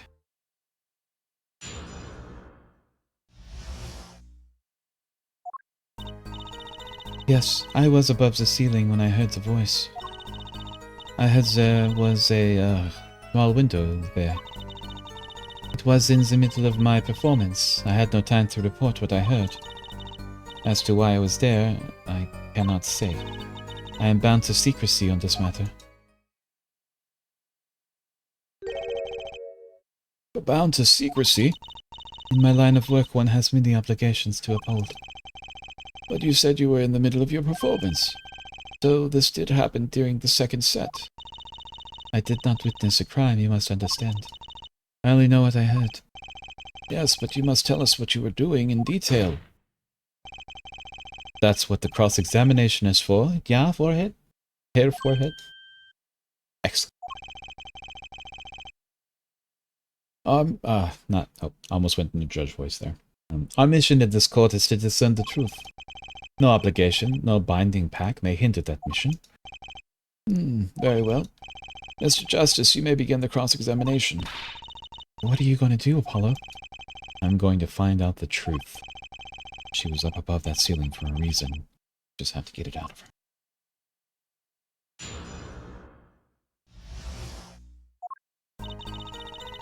Let's see, where can I show?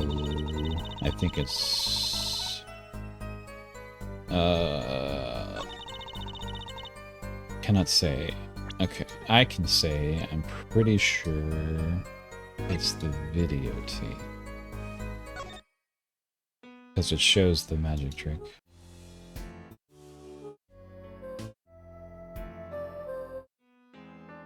No, I don't have to watch it again. It's fine. Present! Yes, good, okay. Lamar, truth be told, the reason for your presence above the ceiling is quite clear. Especially when you consider what happened during your performance. What happened? Yeah, it's right here on this video. This magic trick sucks.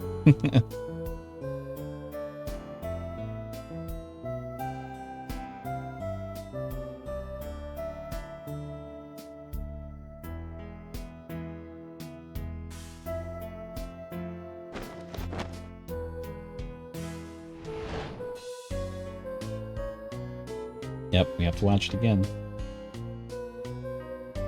Orange clavier.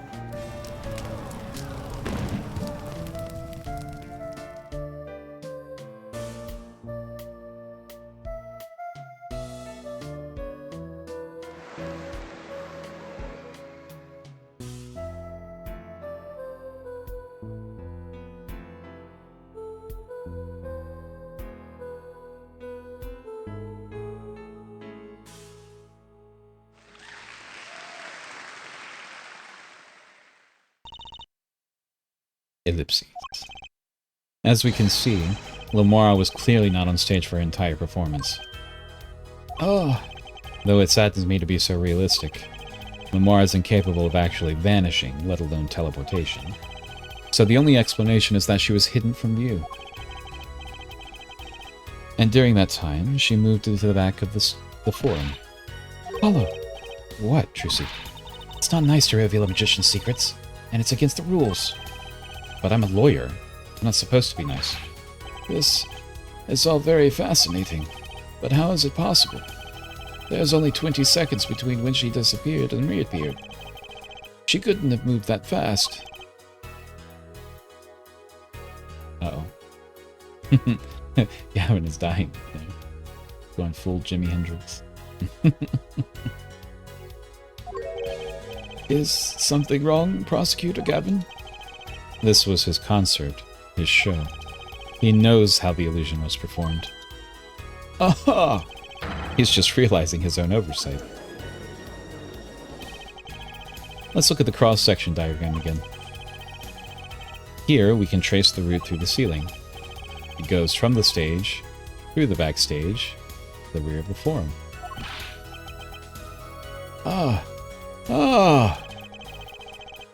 Recall Lamora's testimony from yesterday.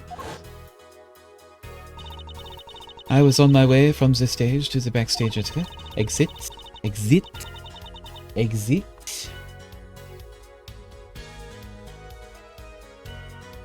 There was something like a little windows there. That's how I saw it.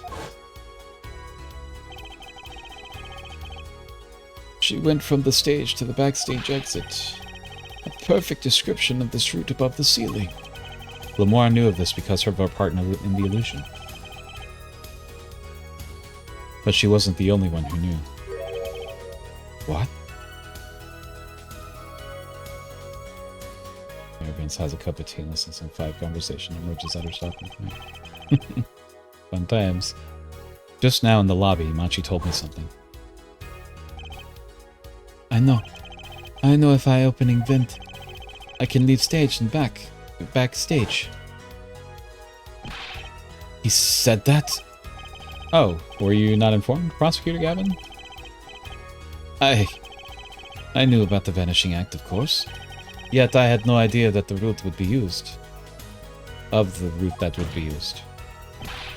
Why didn't that magician tell me? Magicians only reveal details of their acts on a need-to-know basis. They're the bread and butter of a magician's life, you know. Which is why he bound Lamar to secrecy. Well, Lamar? I'm impressed, Mr. Rotani. Machi was right about you. So, what does this mean?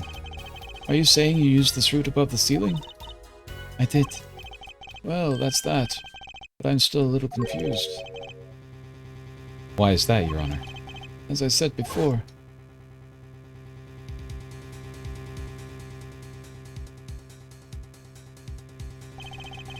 there was very little time between when she disappeared and when she reappeared.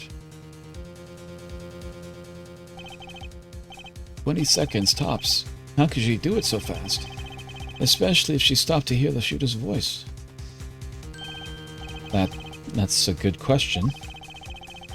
Can the witness explain this to the court? I cannot. Very well, Mr. Justice.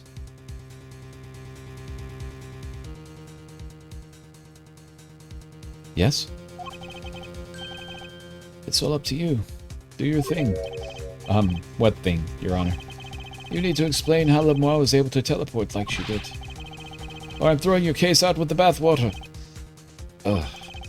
Now I get picked on. It's Lamar who isn't going along with the program here. As I have stated before, I am not at liberty to speak of the illusions that night in detail. Pretty sure that's contempt either way. Contempt of court, take her away. Then you'll just have to tell us what you can. We'll hear your testimony on this. Mr. Justice, it will be your job to wring the truth out of her. Yes, if you would, please. Please, pull the truth out. Right. Feel like a student before the finals. Good luck, Apollo.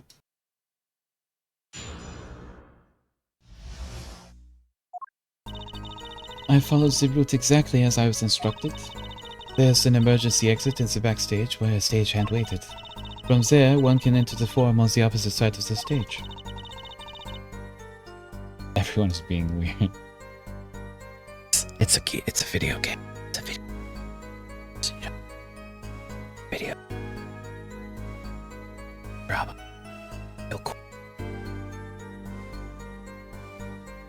The plan was for me to move there in 2 minutes. I was on my way when I heard the voice. 2 minutes, you say? The mystery deepens. I suppose it was too much to hope that the judge would come up with something. As does my curiosity. Take it away, Mr. Justice. Right, Your Honor. All I have to do is find the contradiction between what Lamar is saying and what we can see plainly in the video. I figured it out already. I'm a magician, after all. Well, tell me. Not a chance. I can't reveal another magician's secrets. Come on. Even though this child is about to be put to death for murder that he didn't commit or anything, it's fine. Everything's fine. You know, an innocent is just being blamed. Hey, you're supposed to be on my side here.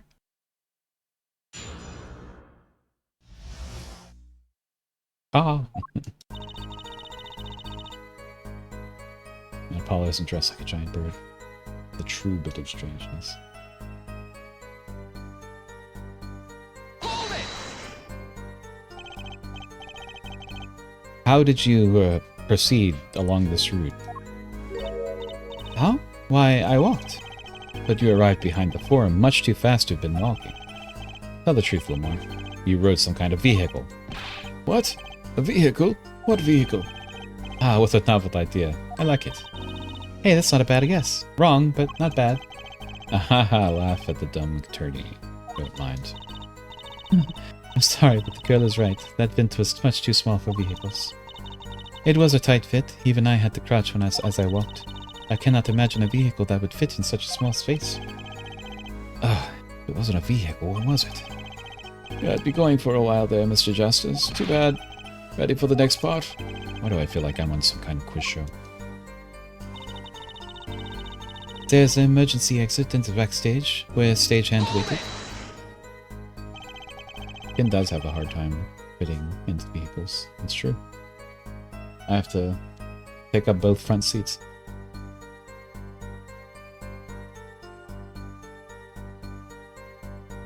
You should see me when we're ordering food from a drive-thru.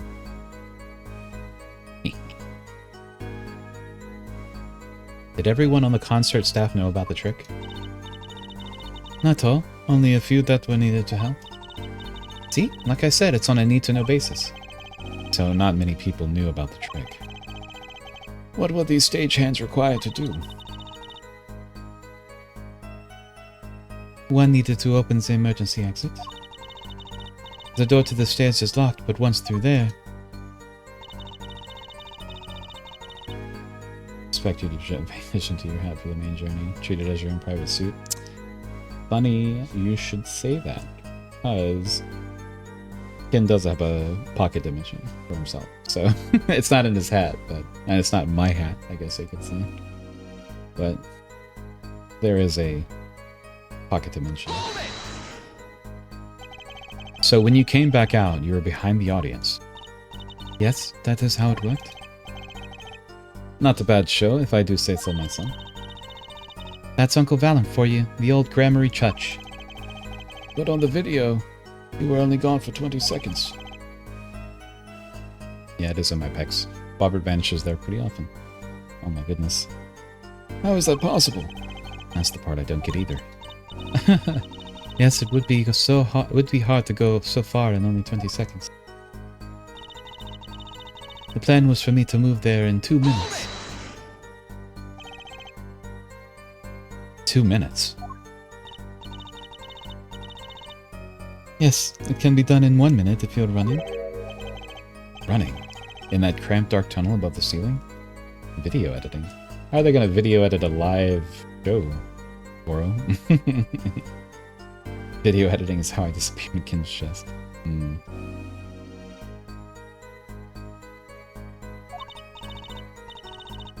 Is it really video editing? If that's happening, I can be in real time. Mr. Attorney, have you forgotten? Dark or lit, it makes no difference to me. That's true, but... So you're saying that on the night of the concert you made the trip in 2 minutes? Yes, though I nearly didn't make it in time. You see, I stopped halfway. Very clear how Lamar did it. She used King Crimson to skip forward in time. It's a world. Lamar disappears on this video for 20 seconds, but she says she made the trip in 2 minutes. If you want my professional opinion, I'll bet the answer is right there in that video. Well, Mr. Justice, perhaps you have some evidence for us? Something that can explain the discrepancy between the video and her testimony? Evidence explaining the discrepancy. Present evidence.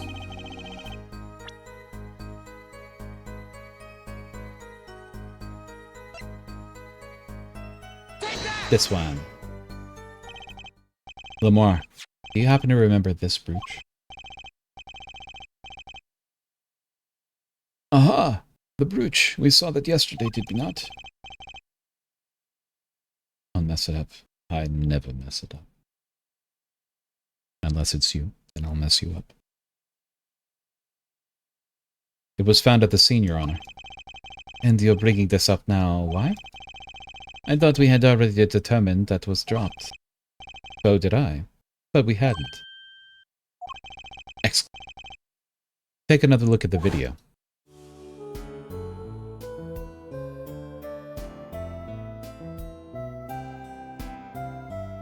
Uh-oh.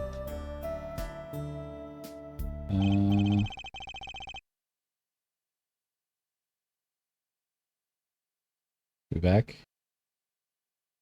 Yeah, I'm dropping frames.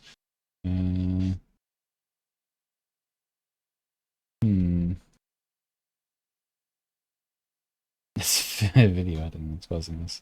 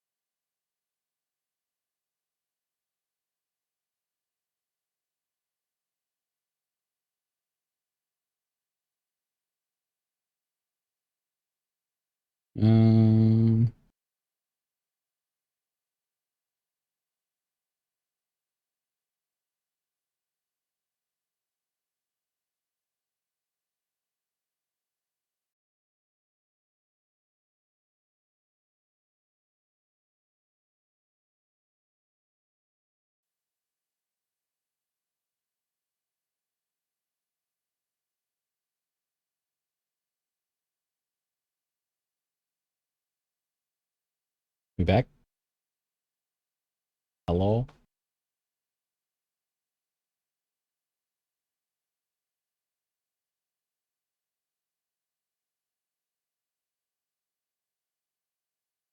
Sorry about that. I need to remember to turn off my VPN whenever I start streaming, because apparently it doesn't like it. Sorry about that. We all good now, it seems. Hello, it's me, the Tanuki. I have to reset my my thing now. Hang on one sec.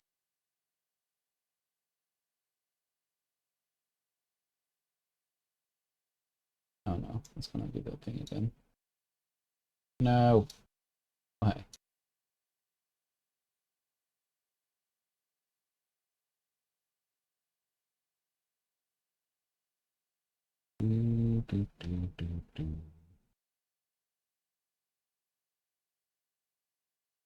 There we go. All right. Let me make sure.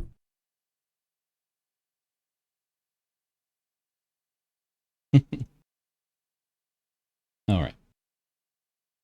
Yes, I am also part of the magic trick. Hello, everyone. I'm back. Sorry about that. Hope you guys are having a good night. Hello, Vala. Welcome, welcome. Good to see ya. We'll continue here now. What a weird, here you can see she's wearing the brooch. Alright. So she is. Let's look a bit later. And increasing in size.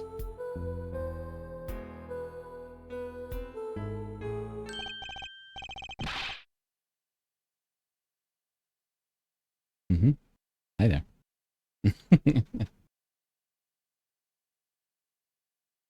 What? The brooch is gone. What? Yeah.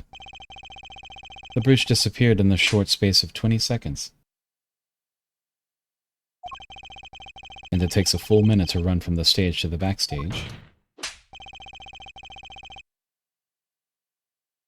I might cause it to crash again. I might. Oh my gosh. Mini headpads. Which means there can only be one explanation. The Lamora we see before the Vanishing Act and the Lamora we see after are two different people. What?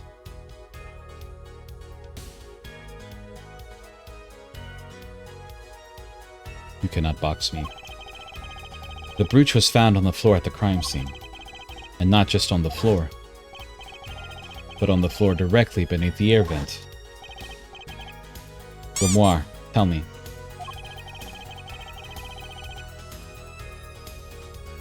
Box was well timed. Did you drop the brooch on your way from the stage to the backstage? At the very moment you witnessed the crime? Yes, I think I did.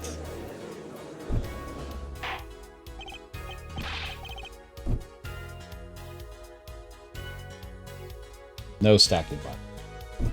Get it off of me. Get it off. The old switcheroo. And can read the proper climax while junk is thrown at him. Absolutely, I can. Order, Prosecutor Gavin. From your expression, I gather you had no idea this was the case here, Judge. I, of course, knew about it. What? Don't get me wrong, I wasn't hiding it. It just was never occurred to me.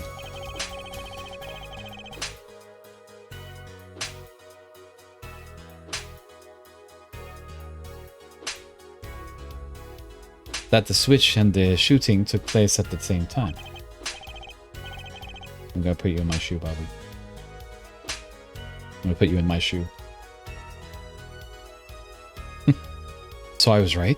There was a switch? There was. Just before the stage's tower rose, Lamar was replaced.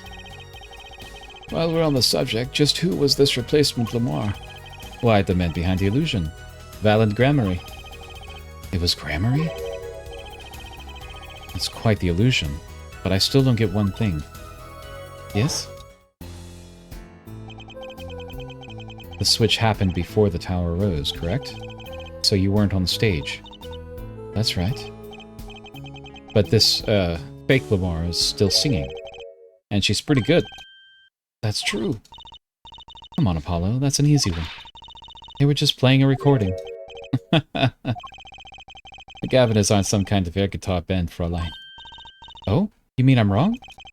When we play a show live, we play live. No recording. Perhaps you can explain, Lamar? Very well. Yes, do tell, and add it to your testimony.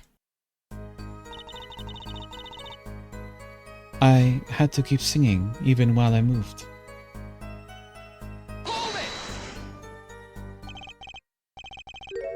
You were singing?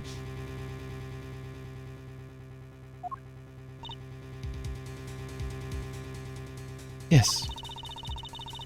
Mr. Gavin expressed a dislike for recordings. So I used this. Wait, so you were singing the whole time? Even when you were crawling above the ceiling toward the backstage? Why should it matter where I sing? When everywhere I go, there's the same darkness. But if you were singing while you were walking... That's right. Wouldn't the shooter and the victim have heard? She was singing right over their heads, after all. That is right. Are you sure? You'd have to be pretty hard of hearing to miss someone singing in the ceiling.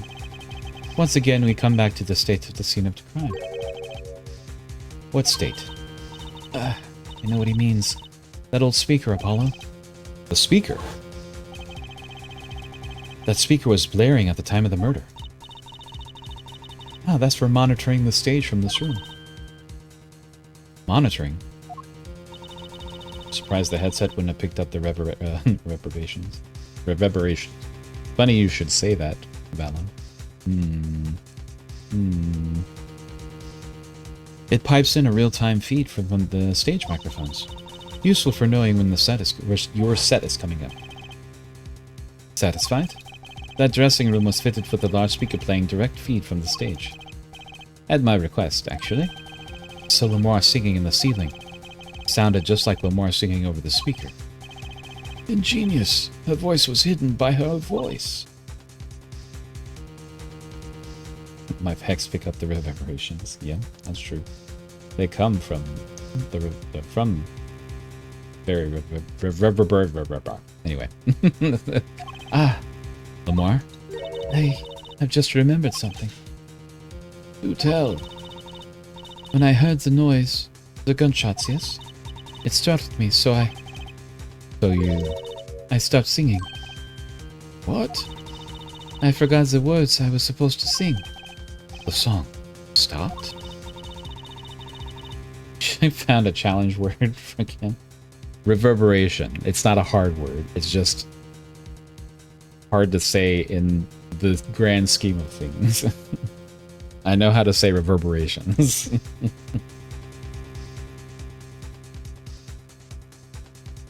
Thankfully, it was the very beginning of the second verse, so not many would notice. Go on. Forehead. That mixing board I lent you, where is it? The mixing... Huh? That machine, Apollo. The one that breaks music into tracks. Oh, this. I'd completely forgotten about it. Let's take a listen.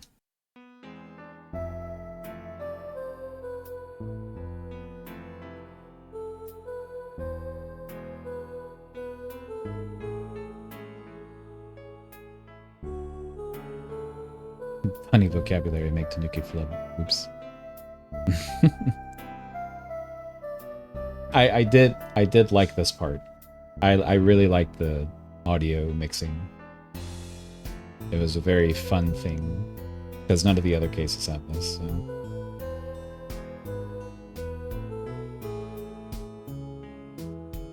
Hey, the song does stop there. You like how Gavin is outright handing his help here? It does. I must have missed it. Look at the lyric sheet. At the top of the second verse. See where it says pleasure, pleasure? Now listen again.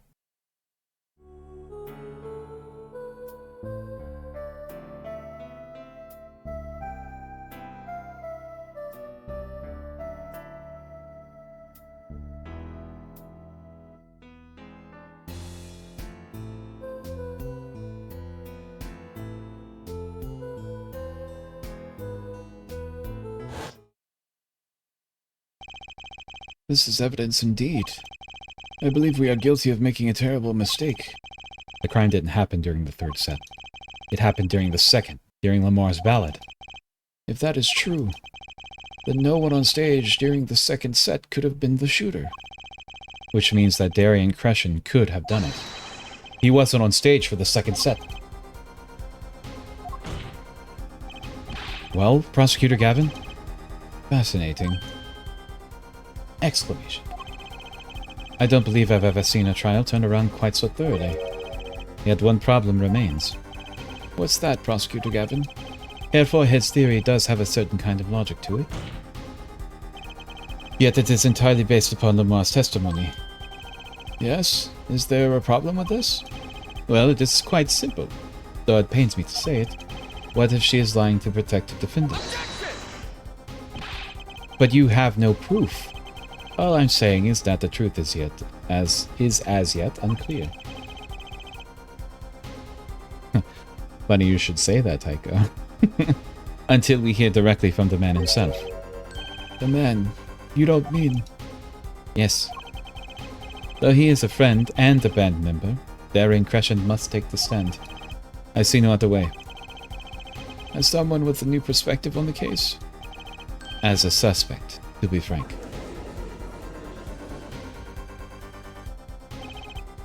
Finally, the rat's coming out of this hole. And I'm ready to catch him. Daryan Crescent, get ready for justice. This is a good time as any to pause for a brief recess. Agreed. The prosecution will summon the witness. Have him here and ready by the time we begin. I'm the last man to need to be reminded of what his duties are. Very well. Court is adjourned for a 15-minute recess. We continued. Oh my goodness. Funny we should say that though. Was Gavin helping or about the bullet sound? Oh, it's about the bullet sound. Because there's more we do with the music mixer. Spoilers. Alright, we'll get to the music. And then we also will take a quick recess. There it is. Okay. Apollo, I can't believe it! Alright. His BRB time. You know the drill. Halfway through the stream, we'll take a 3 to 5 minute break to go refill drinks, drink water, stand up and stretch your leggies, and get some snackies if you want them. So yeah, I'll be right back, and we'll see you soon. Stick around for more Apollo Justice Trilogy.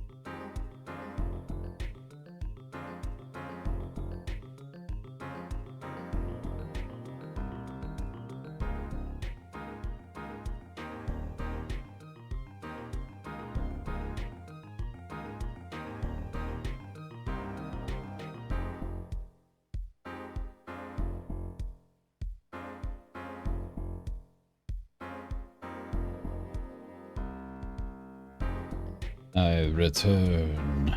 Hello. Hello. Oop, I didn't put my hand tracker on. Damn it. I gotta put my pops on. Hello.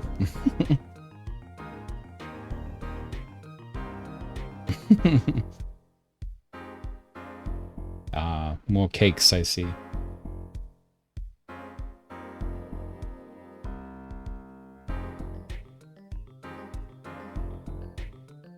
There we go. I can do that. Thank you, thank you. Oh yeah, Fun and Fancy Bobber does Blender. He made this. He made this model for me. He made the model of Ken. The pause. He certainly made this one.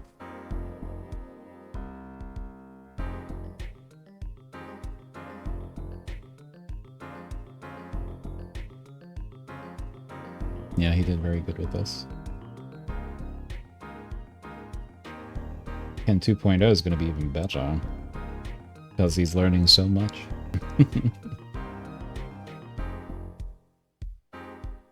Black pick on my phone. It's a pad. I have a pad.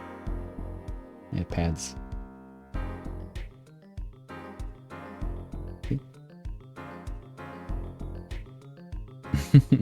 It's just a bean. Just my beans.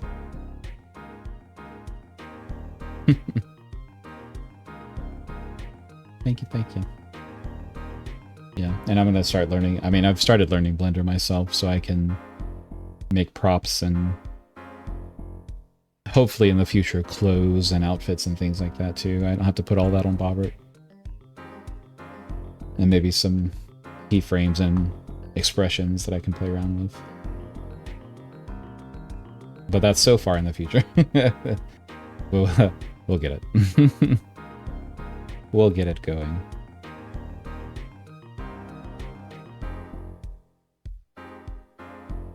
But yeah. Welcome, welcome. Hello everyone, again. Hope you're all having a good night. Hope you're enjoying yourselves. Hope you're having a chill and relaxing time.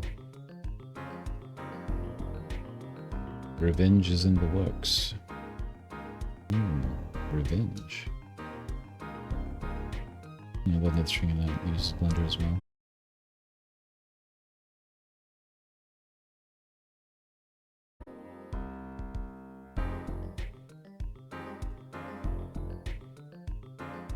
Sorry about that.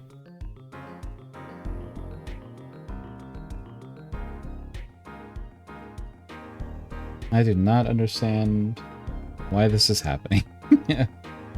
Sorry about that, guys.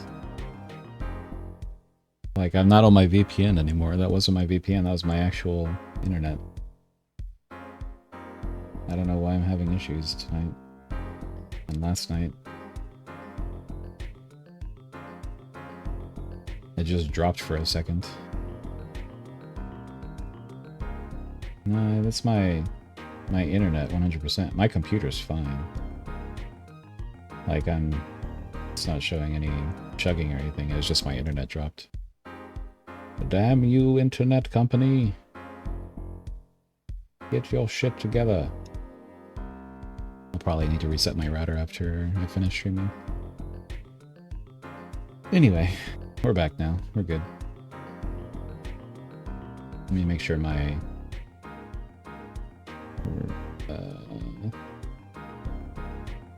things still work. Yeah, okay, good. Now my internet bounced. And we were just talking about the model that you made this, and Ken 2.0 is going to be much more malleable, and we're going to work together to make things like some outfits, and or I'm learning Blender, and so I can help learn like with outfits and expressions and stuff, and take a lot of the load off of you after it's made.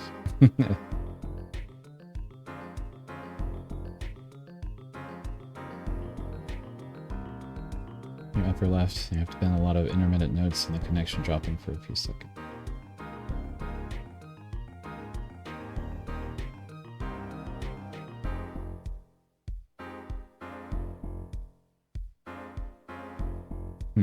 I don't know what that is.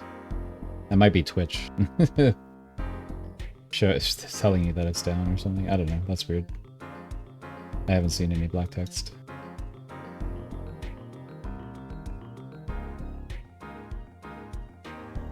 Squishing, stretching, and spinning around.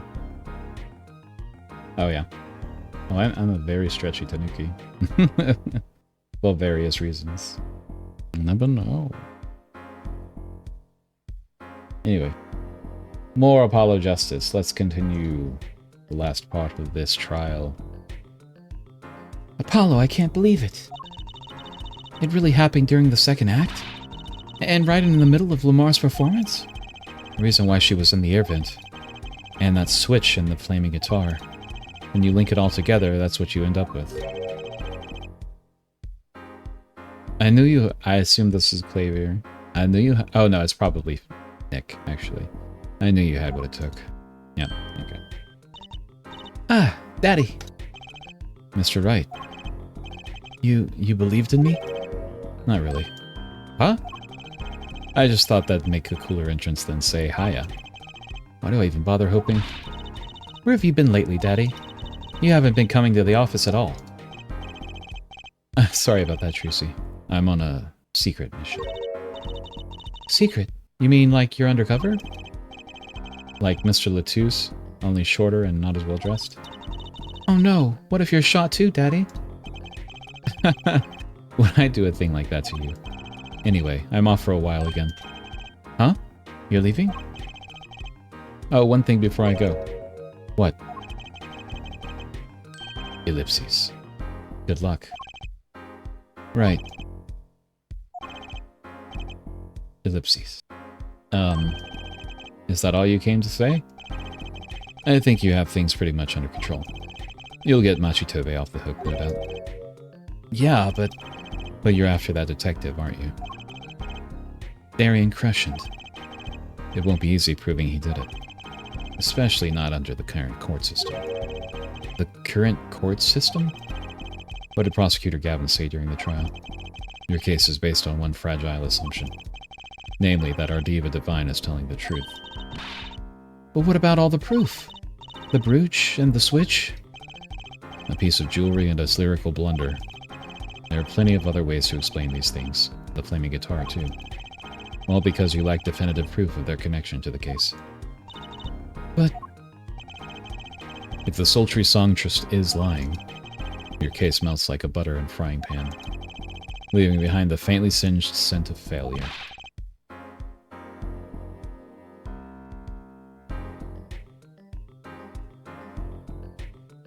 So what do I do? Like I said, good luck. And be aware that it will be impossible to prove his guilt by conventional methods. Ugh. Oh, that reminds me. I have something to give you from our detective friend. Detective Sky? Emma? Emma! Emma! Let's see. This bag of snacks here was meant for me. Ah, here it is. What are those, Daddy? They don't look like very good snacking material. Emma! Emma! They were found at the scene. Analysis of the fragments revealed traces of gunpowder. Gunpowder? Probably a firecracker or something similar, like the ones the kids are into these days. Those fragments were found under the sofa at the scene of the crime, actually. Under the sofa? Hey, Apollo! That's where we found that little device thingy. Right. This. Well, finally, some evidence that makes sense. Bearing gunpowder residue. Possibly a firecracker? That's all from me, I suppose. See you after the verdict. Maybe. Right. Every man has an igniter inside of him. Excuse me? Find Daryan Crescent's igniter and set it off. And he walked out the door, just like a magician. Normally. What does he want us to do? No conventional methods. What does that mean? I guess we just have to take his advice and hope it makes sense when the time comes. I guess. We're almost at the finish line. Hang in there, Trucy.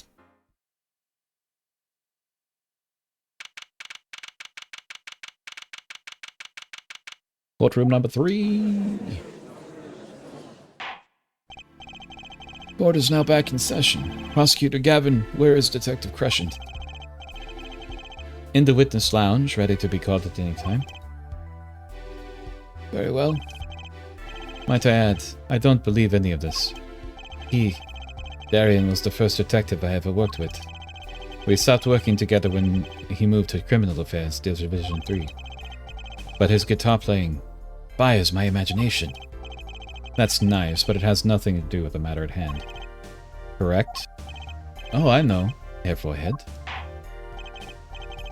Very well. Call the final witness to the stand. Detective Daryan Crescent.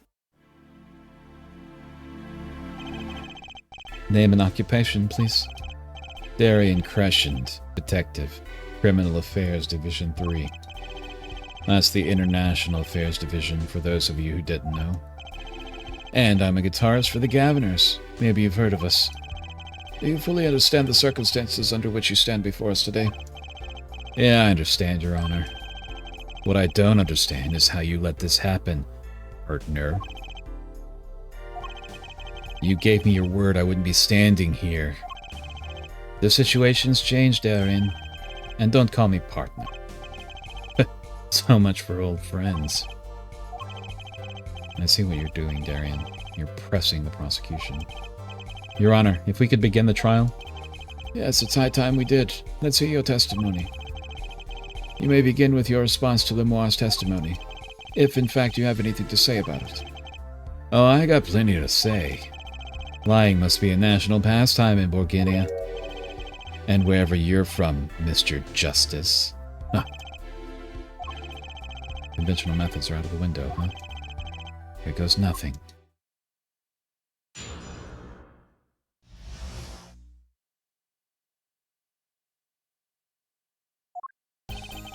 The diva's lying, plain and simple.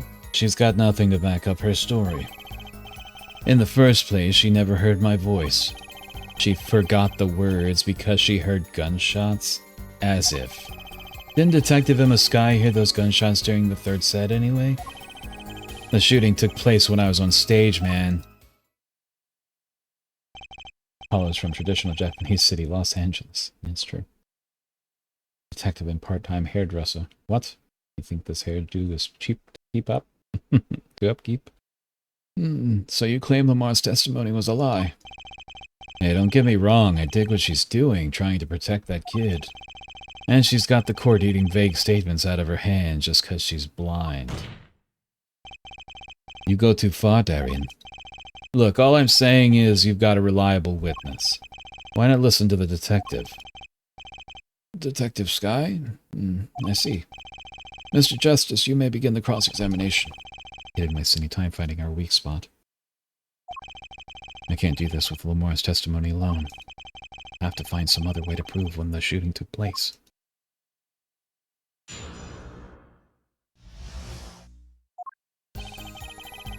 The diva's lying, plain and simple. She's got nothing to back up her story. You don't have any proof she was lying. Oh yeah, kid? You saying I lied? No, I'm just saying, Apollo, glare back at him. Couldn't help it. I flinched by reflex. Detective Crescent. Yeah? What do you want? Nothing. Apollo, chin up, back straight. You're wilting. This guy's hard as nails. He makes Walkie look downright cooperative. Look, there's no way the diva remembers my voice. In the first place, she never heard my voice. You never talked to her, even though you were playing in the same concert? Not a word as far as I can recall. But weren't there planning sessions or something? Gavin took care of all that himself. Daryan wasn't involved in the meetings with her. Ugh. As if you can just go around remembering everyone's voice like that anyway. Only an idiot would believe that. Lamar's hearing is very sensitive. She could remember him if she heard him. I'm sure of it. I just can't prove it. I need proof. She forgot the words because of she heard gunshots as... Ben had a lot of toxicity going underwater. Yeah. We know she missed the words. The mixing board proved it. Oh yeah, it was a mistake. But blaming it on gunshots is just a lame excuse. What do you mean? The mixing board proves what? It proves there was a mistake in the song. A missed cue. So? She just flubbed it up, big time, that's all. She spins this story about a gunshot to protect the kid and cover for her own goof. Man, I'd have to hand it to her if she wasn't sticking it to me at the same time. Daryan, watch what you say. Lamore's an artist. She just flubbed it up? That's no small accusation for a performer of her caliber. She got to you, alright. I can see it in your eyes. I tell you, most of her stuff is so pretentious it's way over my head. I'm detecting a rift in the governor's ranks. Anyway, she's too close to the defendant. Her testimony can't be trusted. If you ask me, I'd go with Detective Sky's story at the drop of a pick. Didn't Detective Emma Sky hear those gunshots during the third set anyway? Actually, I was there too. So I hear. Which means you heard them too, right? The gunshots. Yes, we heard gunshots. Neither I nor Emma could actually saw the shooting, mind you. I guess you and Lamore had the same excuse then. The power town with this guy saying, yeah. We know one thing is for certain here. There were gunshot-like sounds that emanated from the room during the third set. What we must determine is whether those sounds were actually gunshots. Machi heard them too. Remember when he said he ran for the air duct when he heard them? So how do we figure out just what those gunshots were during the third set? I have an answer. Oops.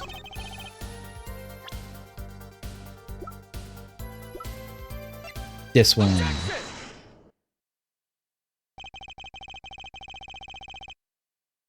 Some things were found at the crime scene after yesterday's trial. What things?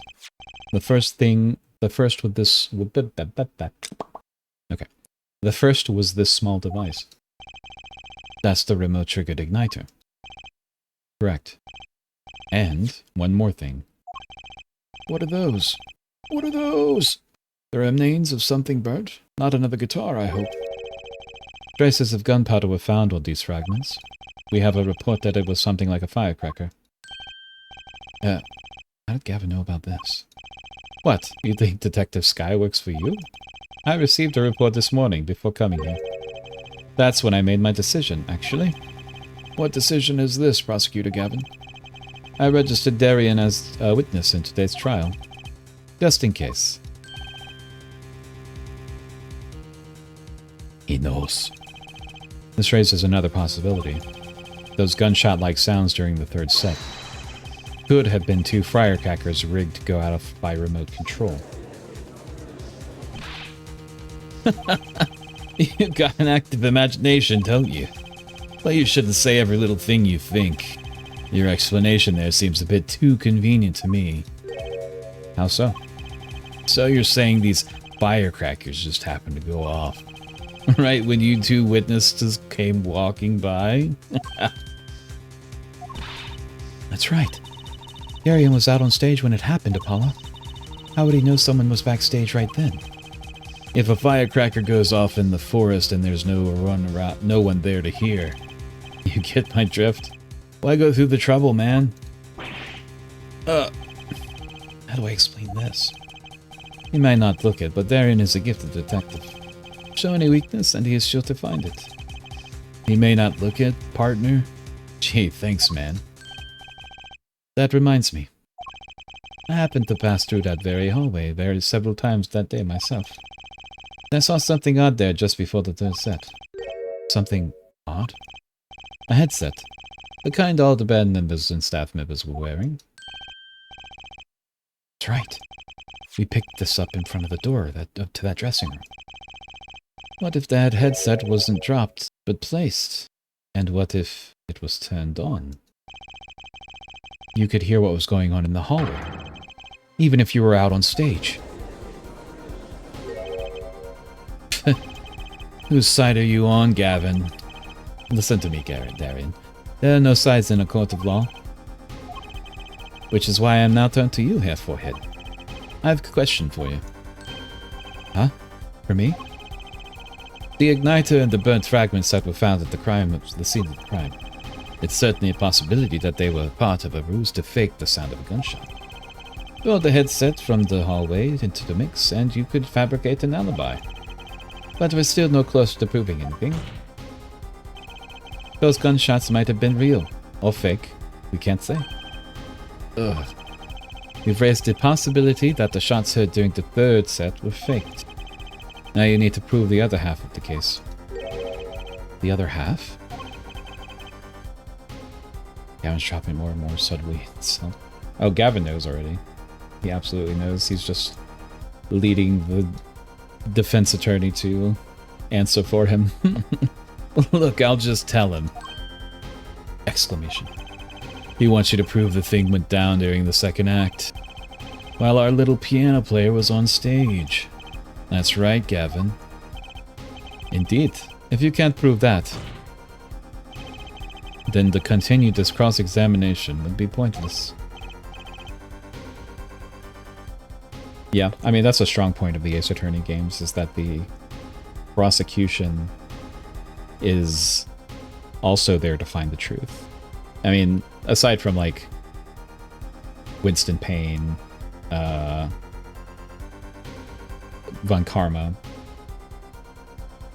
and Edgeworth began like that, but he loves Phoenix too much and didn't want to see him squirm all the time. Or maybe he did, who knows. But either way, most of the prosecutors come around to wanting to find the truth over winning the case. So. Well, Mr. Justice, can you prove the crime took place during the second set? A lot of the prosecutors are generally antagonists, that's true. Especially Von Karma and Winston Payne. They're both terrible people, but you know. Excuse me. Prosecutors in these games love being bullies a bit too much, making defenders squirm for fun. Yeah, that's true. Yeah, I think you'd better know, Apollo. Otherwise, we're through. It can be proven. You make it sound like someone else is going to come along and do it for you. Let's continue with the cross-examination then, shall we? Witness your testimony, if you would. Is Ken a defender or a prosecutor? Ken is the judge. I am a judge. I will judge, and I will be both the prosecutor and the defender, if need be. But I determine who is guilty and not guilty. So watch yourself. So big horny old man got it. This isn't going to be easy. I need some decisive proof, and fast. You ready, kid? 'Cause I am. The shooting took place during the second set. If you're so sure, let's see your proof. Okay, here you go. I think prosecutors in this universe mostly do it because they like bullying cute boys. That's true. You know, and Nick and Edgeworth, you know, and you know, Apollo and Clavier. It's fine. That's fine. It's fine. And Payne is like the jealous boyfriend. And Von Karma is, or Franziska Von Karma is just like, I want Edgeworth, but he's already with Nick, so I'm jealous, and I'm gonna use my whip to whip him. So. It seems there was a clear proof left behind. Right here in Lamore's song. Her song? What exactly is this, device thingy? A new variety of gramophone, perhaps? Come on, we just used this. I don't get me started on gramophone. This device was used to record the performance part by part. Part? You move the sliders to adjust the volume. Each instrument is adjustable separately, Lamar's voice included. Oh, but what does this prove? According to Lamar's testimony, at the moment of the shooting, she forgot the words to the song. Ah, you intend to examine the recording at that moment, yeah? We might even hear those gunshots. Exactly. Ridiculous. How are you supposed to hear gunshots back in the dressing room on the stage? Have you forgotten, Daryan? We were all wearing these headsets. Oh, We were all deeply involved in our performance.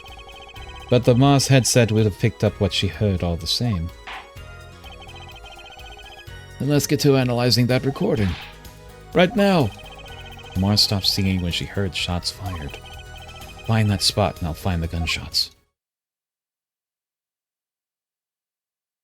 Kane being jealous and molding over his blown hairline. True. Okay, that's the place. Here, wait, let me see the volume bars again.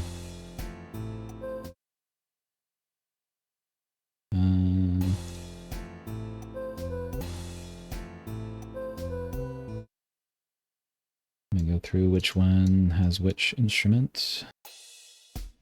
Okay, that's percussion. Piano. Guitar. Harpsichord. Oh. That's really cool. This was I wish they had done more with this. Like, even though, because you can't hear it without all the others things like muted. Because the cymbal goes off right when the gunshot happens, so it overtakes it. I love this shit so much. So, because you can't, it happens at the exact moment. You can kind of hear it with the cymbals going, and like the music, the piano and guitar all have a note at that instant. So it's really cool. I love this shit. I love, like, setting up my stream was actually really fun because I got to play with audio routing, and I didn't before in my last stream. So this was, I love music editing. It's so cool.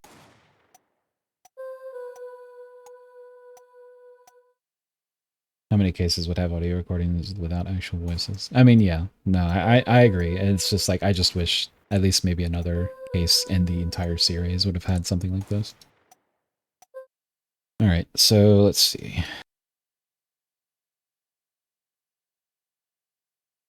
That should be...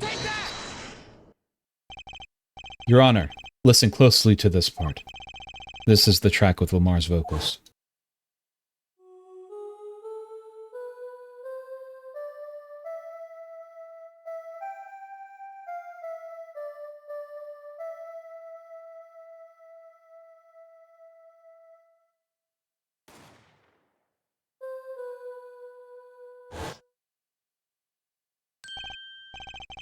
I did hear something faintly there, yes.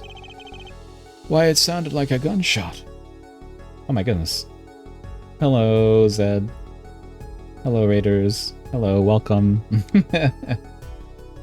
Thank you very much for the raid.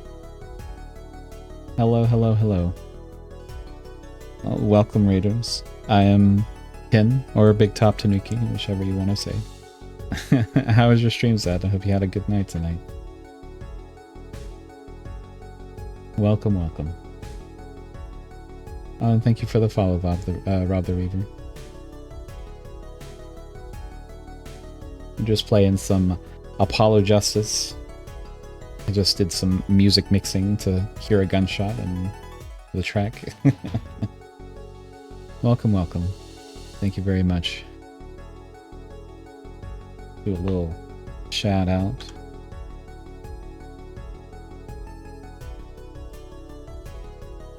Thank you very much. Give them a little follow if you're so inclined. They are very good. Thank you very much again. Why, it sounded like a gunshot. What? This has to be some kind of mistake. I believe a case has been made. Gunshots were heard during the second set, which means Lamar's testimony was true. Ugh. What were you streaming? Did you have a good one? Dad? Order, so she was telling the truth about what she heard. It was the other man speaking, not Mr. Lettuce. Well, what did he say? It's over. Press the switch, now. Just after that, there was a gunshot, and then the guitar caught fire. Just hanging out watching videos tonight with friends. Oh, that's cool. That would be a fun, chill stream. Just reacting to videos, like, on YouTube and stuff. I'd have to figure out how to capture that. That's cool. Glad to hear it. Glad to hear it was a nice stream. Detective Crescent, you weren't on stage during the second set. You could have done it. But why did we only hear one gunshot on the recording? Weren't there 2 bullets fired from this weapon? Lamar was moving through the air vent, Your Honor. She must have not been close enough for her mic to catch the first shot. But then as she passed over the dressing room, the gun fired again, and Mr. Lettuce's life was taken. Well, Detective Crescent? Once again I am reminded of something. Our performance that day. Your performance? Seeing the mixing board jogged my memory. You were there too, Forehead. What is it with today? Problem after problem. My hog won't start. My guitar's case is busted. My guitar's been burnt to a crisp, and to top it all off, someone's dead. And then there was this performance just now. It was some Alton Brown and Doug. Oh, Alton Brown's fun. I haven't seen him in a while, but he do the cooking things very well. What was that all about? This part is off. Which is that? Second guitar. It was you, Daryan. I thought it was strange at the time. How could you miss such a simple cue? I know you, and I know how you play. You're better than that. Yeah, well, What? And Prosecutor Gavin, what are you getting at? I'm talking about the murder weapon, Mr. Lettuce's .45 caliber handgun. As we have learned, that the shooter doesn't go unscarred with a revolver that size. The kickback is enough to dislocate your shoulder if you're an amateur. Wait, you mean his playing was affected because he hurt himself shooting that revolver? You're forgetting something. Yes, Detective Crescent? I'm a trained police officer, you know. I've had firearm training. Plenty of it.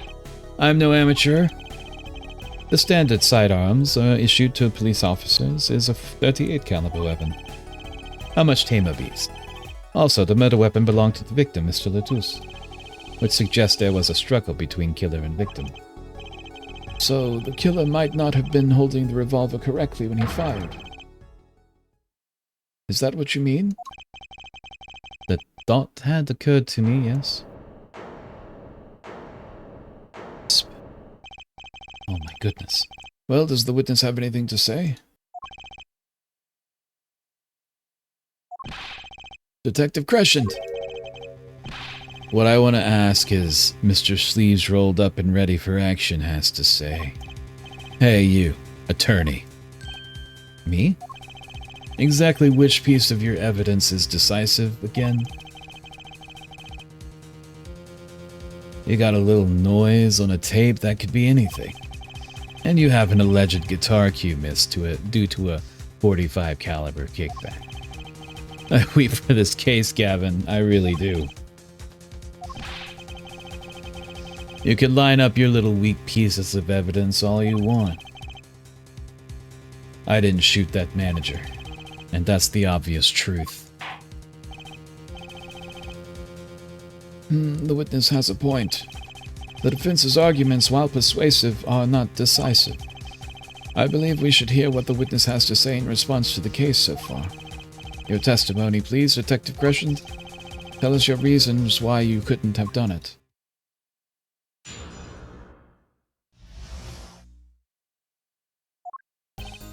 Come on, why would I even want to kill that manager? You want a reason? Easy. I got no motive, man. This was that diva's first trip to this country, right? How could I possibly know her manager? If I didn't know him, why would I want to kill him? A simple reason indeed. Prosecutor Gavin, is it the case that Mr. Lutus had not been into our country before? According to our records, yes. Not even once. I see. Very well. Mr. Justice, you may begin the cross-examination. Great, now I need to find a motive.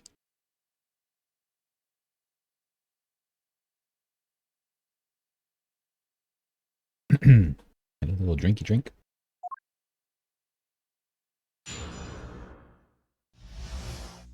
We have a reason why you would want to kill the manager. This was your motive. The egg. Your Honor, take a look at this. What's that? Looks like candy. It's not. Don't lick it, please. Detective Crescent. Ever seen this? It's a suppository. Looks like a piece of candy. What it is evidence. Don't lick it before you try it. Indirect surprise. Specifically, this is a replica of a cocoon. The surprise was murder. It was found among the victim's belongings. A cocoon? I've never seen one of that color. There's a variety only found in the Republic of Bulgaria. Nowhere else. Alright, but what is this cocoon replica doing in my courtroom? Surely this has nothing to do with a motive for killing Mr. Lutus. Does it? It does. Wait, I think it does. You don't sound so confident, man. A cocoon. Is it one of those silky cocoons? The kind that you can make, well, silk out of? Not this one. This cocoon makes powerful curative. A curative? For what? Apparently, it is most efficacious at treating a disease thought incurable. It sure is thought of that, isn't it? It is the only medicine of its kind. However, it is illegal to take one of these healing cocoons out of Bulgaria. Whatever for? If it's such a miracle cure, why not share it with the world? Yeah, that's what I've been wondering. We looked into the matter at some length. Apparently, it isn't difficult at all to manufacture the remedy for the cocoon, from the cocoon. Yet if you change the process only slightly, you can easily make a large quantity of something else entirely. A deadly poison, in fact. What?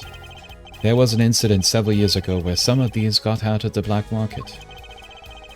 It caused quite a commotion in the global community, though the media was kept largely unaware. Intriguing. All this has led to a strict ban on the cocoon's export, one rigidly enforced by Interpol, among others. Interpol? Right. The victim, Romain Latussi, was an Interpol agent. Detective Crescent, you insist on referring to him as a manager, but that is misleading.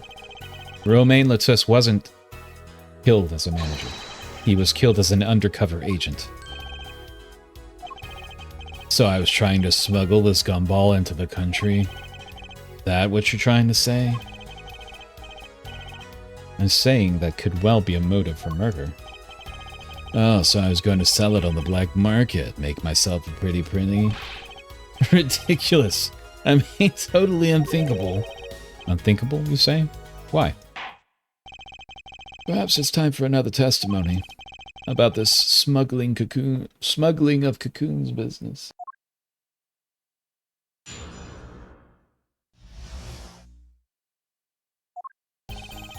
International Affairs got a memo about these cocoons. Smuggling raccoons. I'll smuggle a raccoon.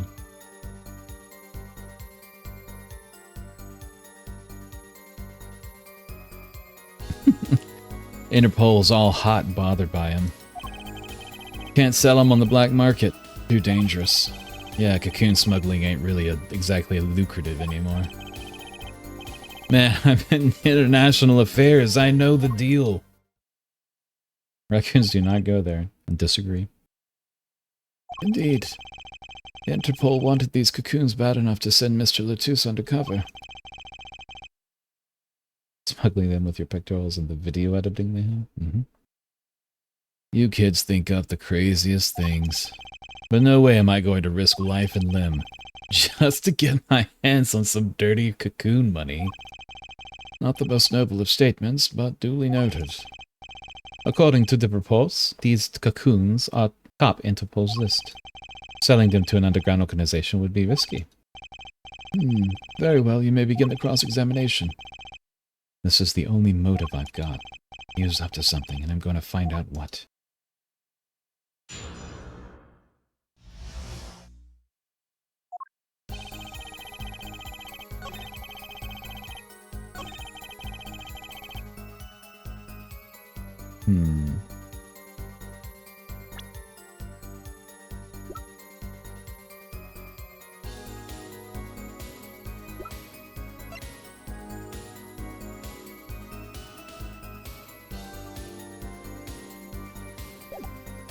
Newspaper article is the proof here. Cocoon smuggling ain't exactly lucrative anymore. Oh, is it now? Objection! Nah. Why not choose the less dangerous buyer then? I would. How clueless are you? Everyone in the market's dangerous. Raccoon smuggling isn't lucrative either? Oh well. I think it's luxurious. The second they found out I was a cop, I could kiss my keister goodbye. Why sell to a black market buyer? How about someone like this? That article. That's about the Chief Justice's. A deadly poison can be extracted from the cocoon.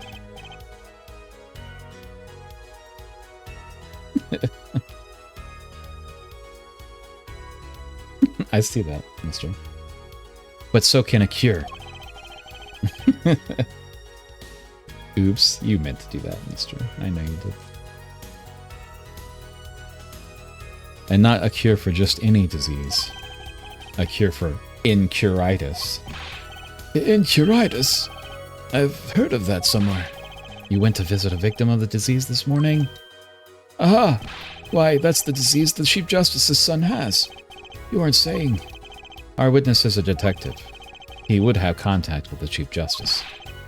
You are saying... The Chief Justice would never deal in contraband? Not even to save his own son's life. But even if the deal went through, why, it'd be an international scandal.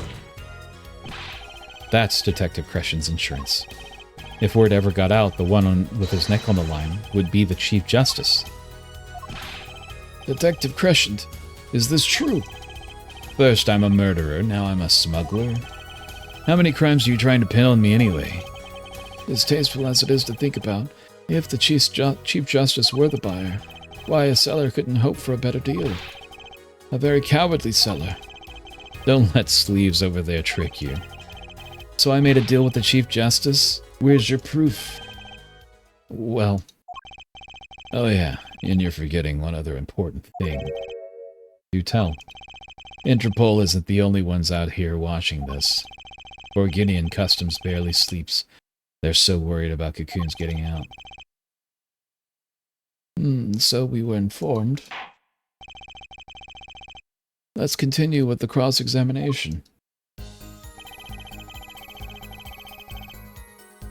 Borginian Customs is very thorough. Everything and everyone gets checked. Cocoon possession will get you arrested on the spot and the sentenced to death. Hey man, if there's a way to get cocoons out of there, I'd sure like to know. Oh yeah? All the crimes. For example, parking without a license, firing a big whip at the sun with an illegal license, making cakes on Thursday. Tycho, you're doing one of those things, aren't you? We're going to present a way they could have gotten it in.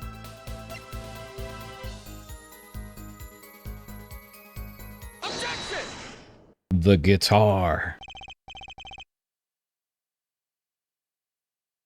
Actually, there is one way. What? One way to get something out of the country, no checks. What is it? You become a prosecutor. A prosecutor? I don't believe it. Believe it, Prosecutor Gavin. What was that you told me yesterday at your office? It was a beautiful instrument. It was played lovingly for many years. A guitar befitting a woman like Lemoire. How did it end up here? I mentioned how much I enjoyed playing it that night, and she made a present of it. So this guitar is from Bourguignon? That it is. We couldn't carry it on the plane. Changes in air pressure and humidity would ruin the wood. So we vacuum packed it in Lemoire's studio. I used special shipping service available to me for transporting evidence. They brought it right up to my office for me. Pristine and untouched. Did I get that right, Prosecutor Gavin? Untouched? Quite. The guitar was wrapped in several sheets of vacuum and vacuum packed in Bourguignon. The pack was untouched until the day of the concert. Are you saying that guitar was... With cocoons this small, it would have been very easy to use your guitar as a mule to smuggle a cocoon out of Bourguignon. What? Which reminds me, Prosecutor Gavin. That guitar had some work done on it recently, right? Work? Good memory, Forehead. Well, you know how guitars have a round hole in the front? It's called the sound hole. Well, they found something attached to the wood just inside the hole. A broken device of some sort. A broken device? Yes, this, in fact. An igniter. Exactly. Consider this, if you will. What if that igniter wasn't the only thing that was attached inside your guitar? You mean... He means this, of course. There was a way to get the cocoon out of the country. They could use picky Prosecutor Gavin's privileged guitar as a mule. Sound holes! Exclamation point. And who better to do that than someone with access, like a member of the band. York! Ah, that's what Lemoire sounded like. Order! Order! Order! So the igniter Was placed in there for a clear reason, it seems. 3D. It was a safety precaution. A precaution? Ah, Herr Forehead. At last, it all comes together. Every strange thing that happened that day. Care to review? Maestro, the gentle sounds of Lemoire's Ballad, if you please. One more time. Let's go. First, my keys were stolen, a harmless misdemeanor, which forced me to break the lock on my guitar case. The key was stolen to retrieve the cocoon from the guitar. I see. But things didn't go so well. The smuggler wasn't counting on the guitar to be being wrapped. Only a member of the band could get near that case. Unwrapping the guitar would raise too many suspicions.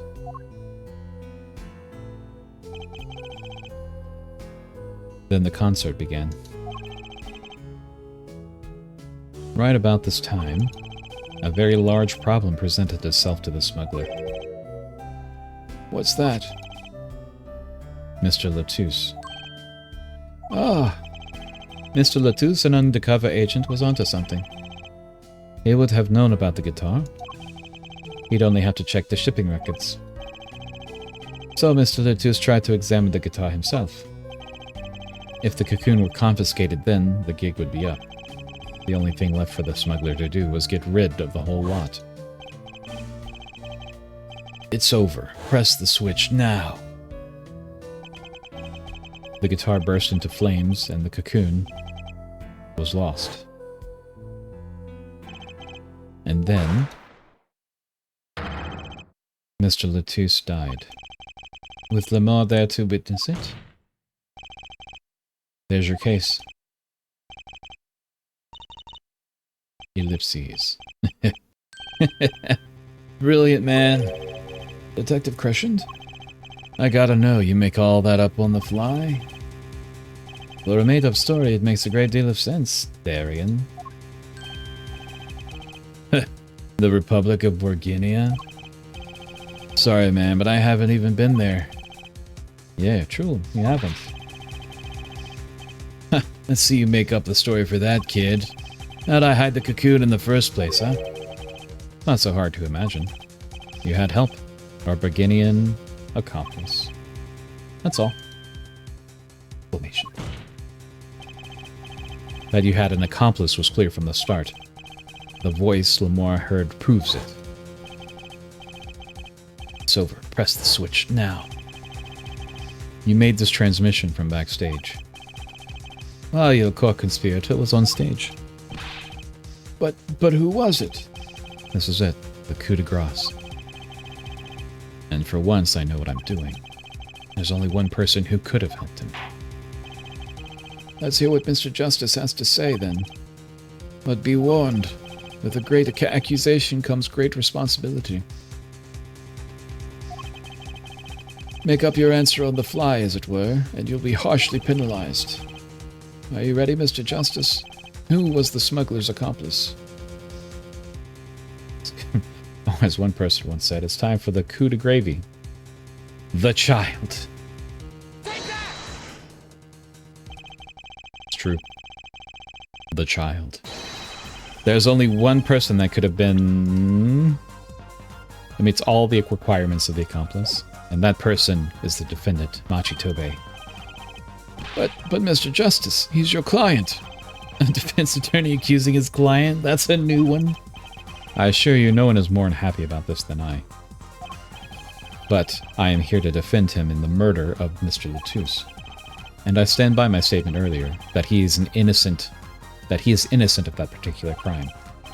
Indeed, the defendant is Borginian. He does meet the basic requirements to be the accomplice. But what if it was, in fact, Lamar? It couldn't have been. Well, you seem sure of yourself. The reason is electronic signals, Your Honor. Electronic signals? Recall that this remote only works to a range of 30 feet. Beyond that, it's useless.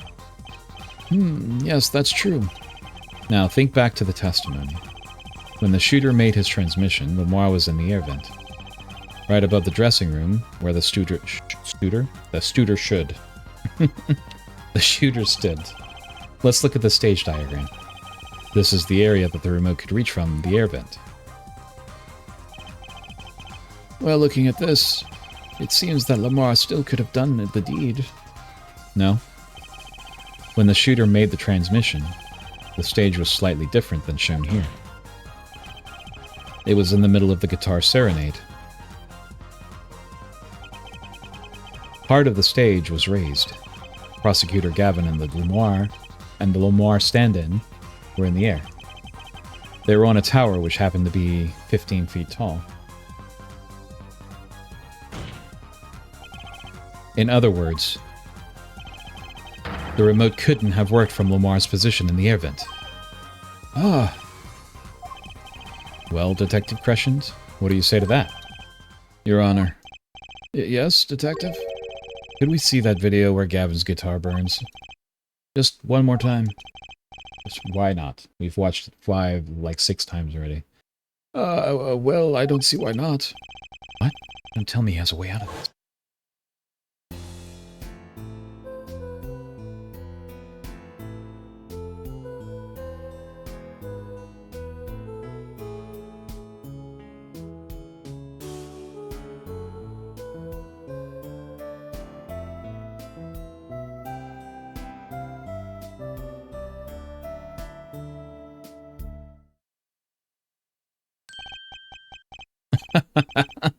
Too bad, so sad. Punk? First you were sleeves, then kid, now punk. You're losing rank fast, Apollo. What exactly were we supposed to see in this video? The problem isn't what we see, correct, Daryan? Right, it's what you hear. We are musicians, after all. Care to explain for us non-musicians? Sure thing, punk. Let me get your yarn out. Let me get your yarn straight first. Yeah, something sparked in the guitar. It was the fire. The igniter went off at that point. And it just progressed into fire later. You're saying I ordered the Wii pianist to set off that igniter? That right? Yes? Well, in order to do that, he'd have to press a switch. Am I right? Okay. Well, take another listen. Pay attention to the piano. Piano.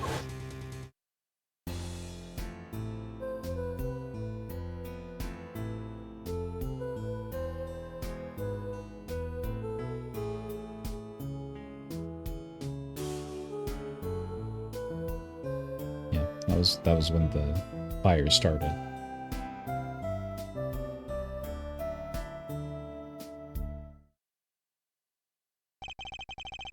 What seems to be the problem there? The piano sounded just fine. And that's the problem. Man, you still don't get it? Ah. Yeah, how's he supposed to hit that switch when if he's playing? You've got Miss Diva, the guitar, the bass, the piano, and the drums. The only one with her hands free was the Diva. The mark. According to you, she couldn't have been the accomplice, could she? Ugh. Your accomplice would have had a hard time helping out if they couldn't even press a switch. Ugh. Ugh. I hate that face. I hate that Apollo face so much. It's so dumb. Oh, yes. Yes. Number 8. Number 8. Clap. Yay. Wait, I can't see my... What is happening?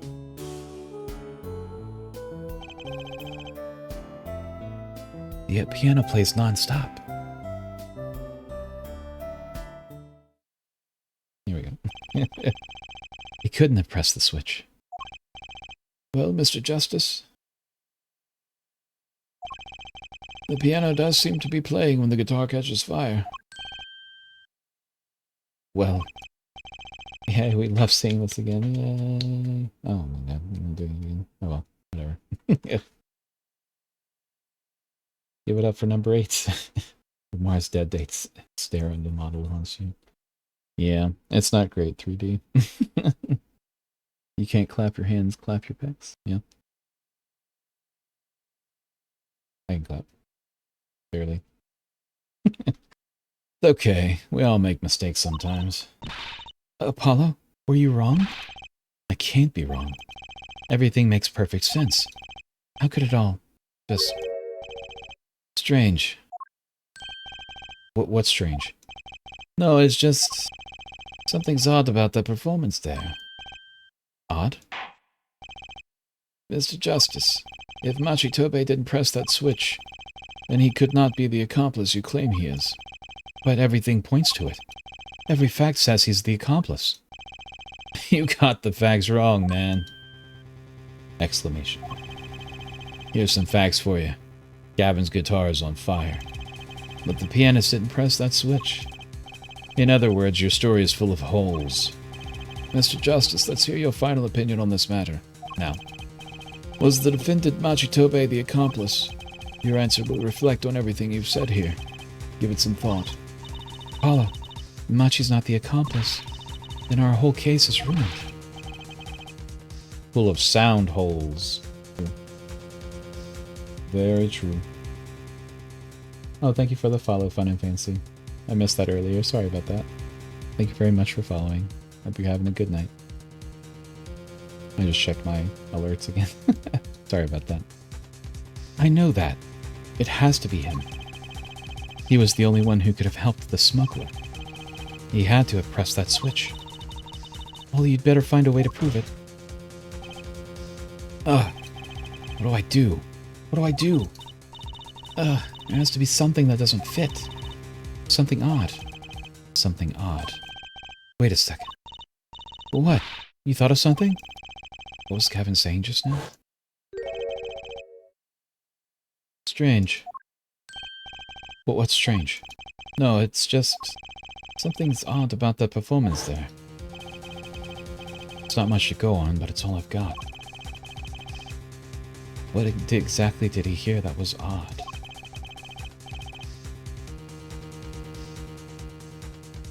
Have you come up with something, Mr. Justice? May I remind you that everything rests on this. Can you prove Machitobe pressed that switch? Let's hear your final answer. Can you prove that Machitobe pressed that switch? I can prove it. I don't know if you'd call this proof, per se, but I can prove it was possible.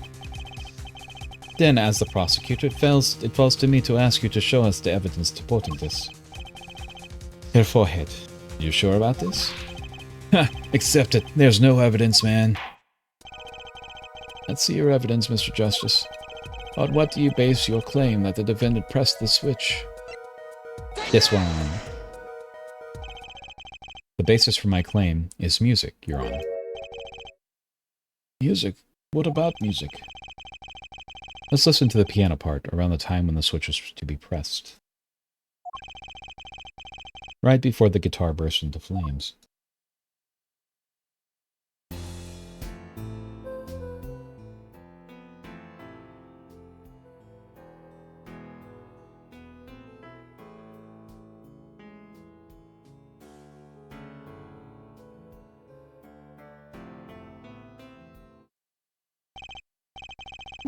I hear a piano being played. But doesn't it sound kind of simple? Simple?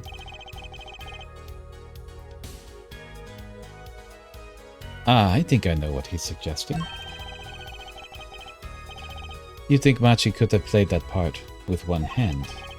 One hand? He only needed one hand to press that switch. Oops. He could play the piano with the other. Ha! What, so you're some kind of piano savant? Actually, no. Then what do you know? You can't play a part like that with one hand. Ugh. Maybe I don't know what I'm talking about here. Wait, I know. Oh, wait, I know. Hey, Trucy. Yeah? You got something? Mr. Wright, your father, he's a pianist. Could he... Oh, Daddy? He couldn't play a part like that even if he had 3 hands. So sorry. So sad for you. Ellipses. No, not really. Huh? That was just the easy way to prove it. There's always the hard way. Man, how are you going to prove whether he played it with one hand or 2? You can't. I admit it will be rather difficult to prove.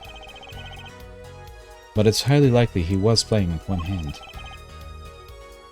How do you know that? The clue is what Prosecutor Gavin described as sounding odd. Exclamation point. What sounded odd? I'll bet we can tell by listening to a certain part of the song. No. No way. Well, it seems we've come to the moment of truth at last. Let's hear what Mr. Justice has to say for himself. Show us the part that proves the defendant was playing with one hand, right before the guitar burst into flames. Machi was definitely playing one-handed just before the guitar caught fire. And one section of the song proves it.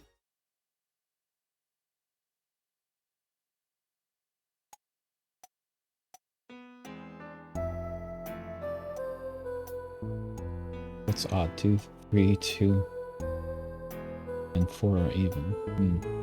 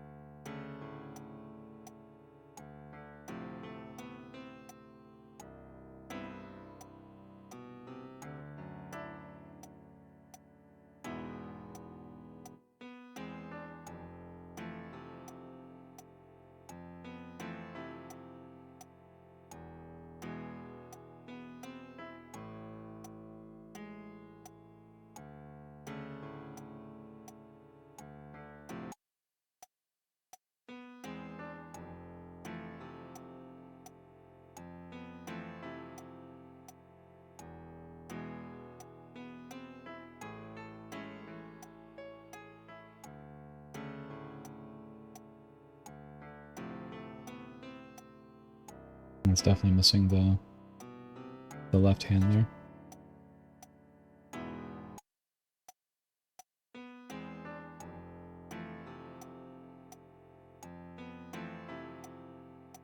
There's multiple keys being pressed here, and then it turns into just one. Yep. It's that one. That's the section? I'm afraid I don't hear it. What's your opinion as an artist, Prosecutor Gavin? It's a beautiful song, and the lyrics are outstanding. Oh, nope. Okay, it's not that one. Wait, what? What's the odd thing that Gavin heard? Switch was pressed during the first half of the second verse, right? I know. I just need to find a place to compare it to that. Oh, okay, so... Please, don't do that. I was like, uh-oh. Oh, I'm not reading. Your Honor, if you'll give me a... I know, I just need to find a place to compare to that. Your Honor, if you'll give me one more chance, I think I can find it. I suppose we don't have a choice. Very well. You claim the defender was playing with one hand when the switch was pressed. Show us the part that proves it. Machi was definitely playing one-handed just before the guitar. Wait. What? I'm confused. Like, it's obvious, like, that's... Oh wait, I need to mute all the others.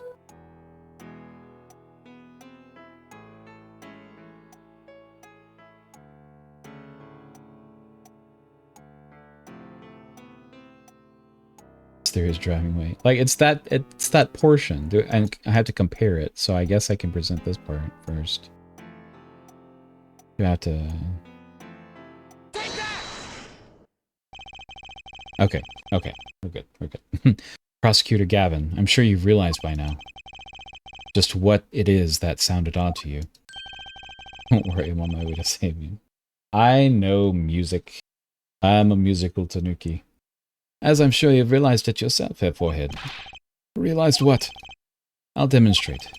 Let's listen to the part in question again, shall we? Pay particular attention to the "but a fleeting melody" phrase.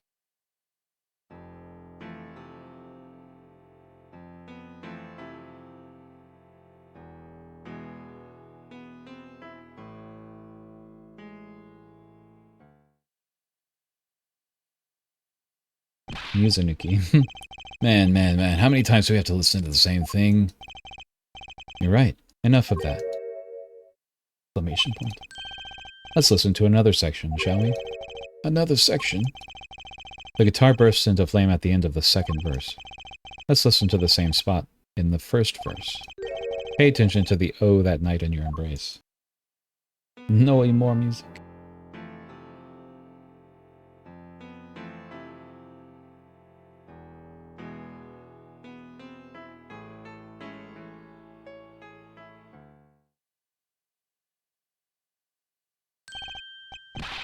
Ah, play verse 2 again.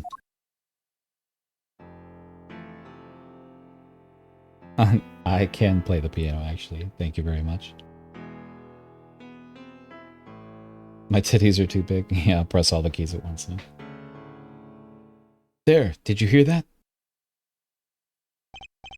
They feel the same, true, but they're clearly very different. What? Well put, Your Honor.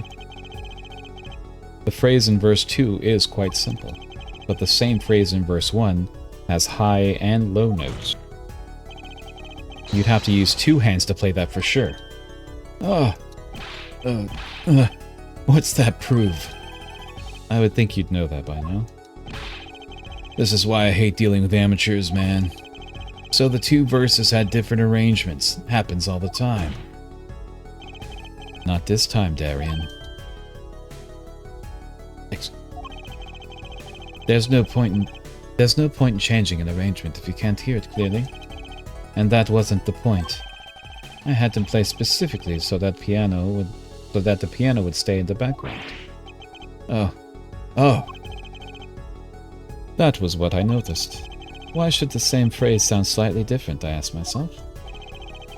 Now ask yourselves why Machi changed how he played, and there's only one answer. He needed a free hand in order to press the switch. Narc!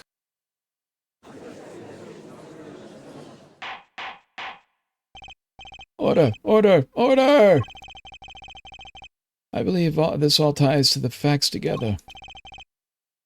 Well, Prosecutor Gavin? Yes, quite. Though, personally, this comes as a terrible disappointment. What? No comeback? I can't believe it. I finally did it. I shut him up. Very well. Barring an objection from the prosecution, I will now state the court's opinion on this matter.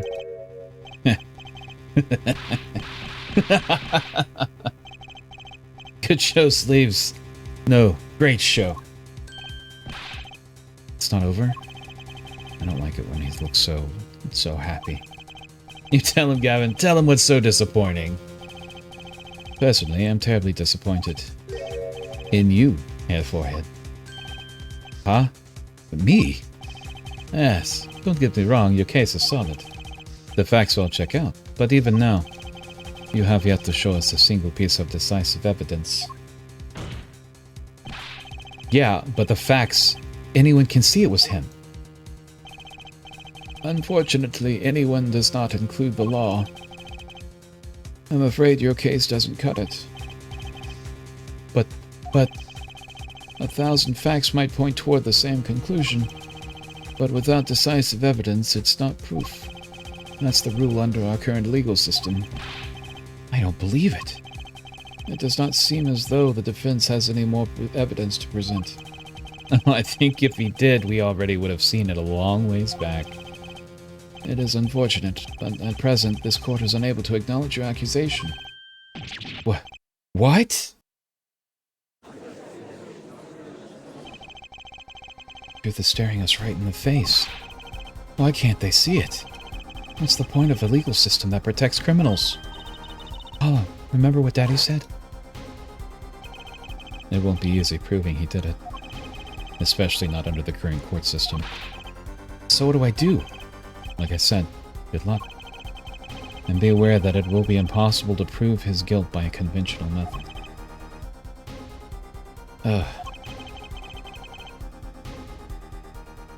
Every man has an igniter inside of him. Find Daryan Crescent's igniter and set it off.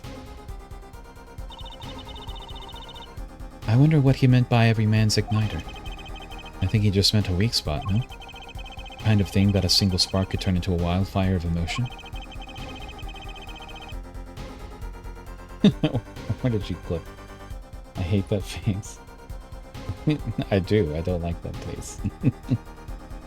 I won't be able to press him further by conventional means. I've got to find a weak spot in this guy. Something fatal. So, can I get back to work now or what? I may look like I got a lot of time on my hands, but I got no more time to play pretend with this deadweight attorney. Well, Mr. Justice, we've come this far without decisive evidence. This witness won't be coming back to the stand once we let him go. Every man has an igniter. Huh? Didn't you say the better the guitar, the brighter it burns, Prosecutor Gavin? Ah, yes, good guitars are kept dry, why? That provides the best sound. Even a small spark could cause irreparable damage. Your plan has an igniter in it too, Detective. It was there from the start. The very beginning. What? Fighting time, Justice. If you blow this one, it'll be out of your hands for good. Go for it, Apollo. What, and this igniter's supposed to come up and burn me? That's almost poetic there, Mr. Attorney. All the better. I'm rather fond of poetry. But I intend to hear this one through the very end. Exclamation point. Hair Forehead, you are accusing this man, Daryan Crescent, of 2 crimes. The murder of Mr. Latouche and the smuggling of a Burgundian cocoon. This is your last chance to prove your case. This trial has already run on far too long. Mr. Justice, this will be my last warning. The moment this igniter of yours turns out to be a dud is the moment this cross-examination ends. Understood? Yes, Your Honor. Then let's have it. Show us the basis for these accusations against Daryan Crescent. Okay, this is my last chance. This is really my last chance. The key that will take apart Daryan's plan is... Call a witness. Your igniter isn't a piece of evidence. Huh? So what is? It's true that I couldn't show decisive evidence, but perhaps what I needed to prove my case was something else. You mean A witness. Proving his guilt is a tall order, but I've got just the person to do it. Very well, Mr. Justice. Who is this person who can prove Daryan Crescent's guilt? The child. The one person who can prove Daryan Crescent's guilt is the defendant, Machi Tobe. Your client, again.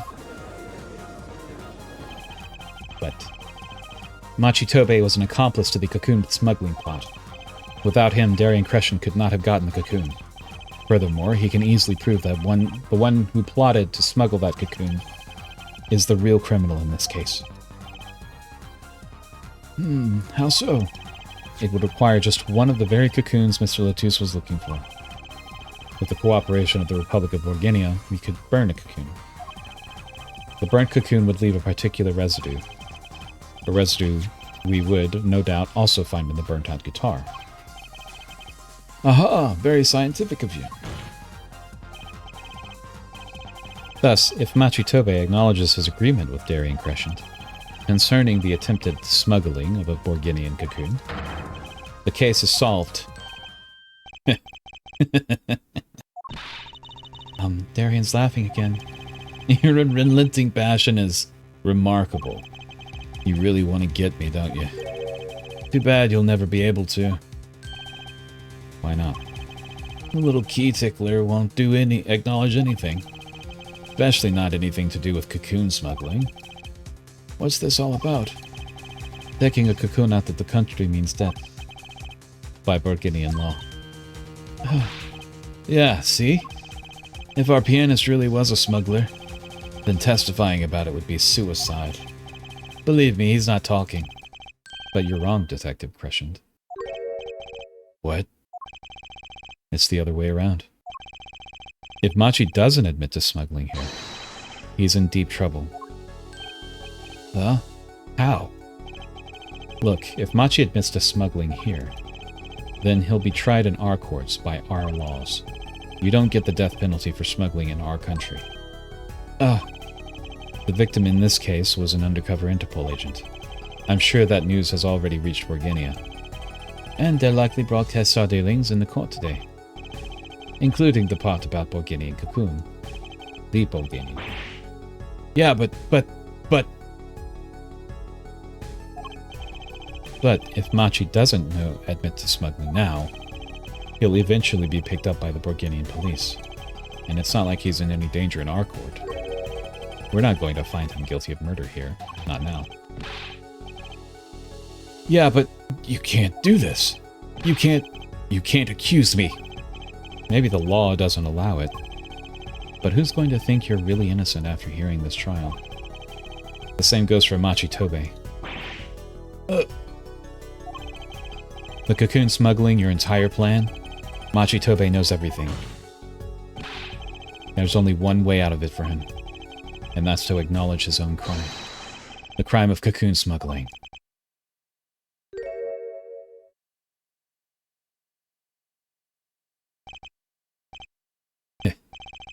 Don't worry there.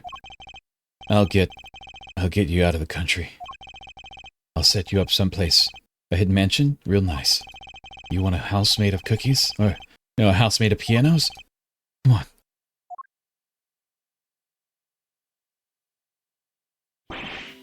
Please. Don't talk!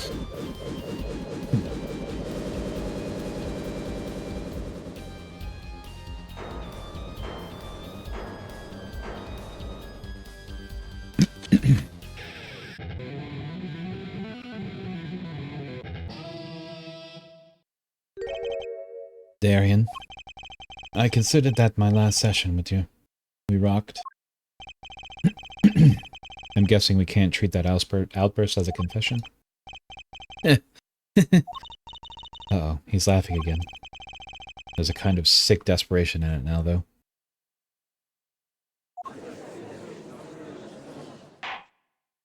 The freak out animations are always awesome. Roo. It's gonna cut someone with this pomp. Well, have you been listening to today's trial? Yes. And you'll talk? You'll tell the court everything? I didn't want it to turn out this way. But I'm not the kind of lawyer that can overlook a crime. Today's trial was all for your benefit, you know? I see no reason why you should hesitate now.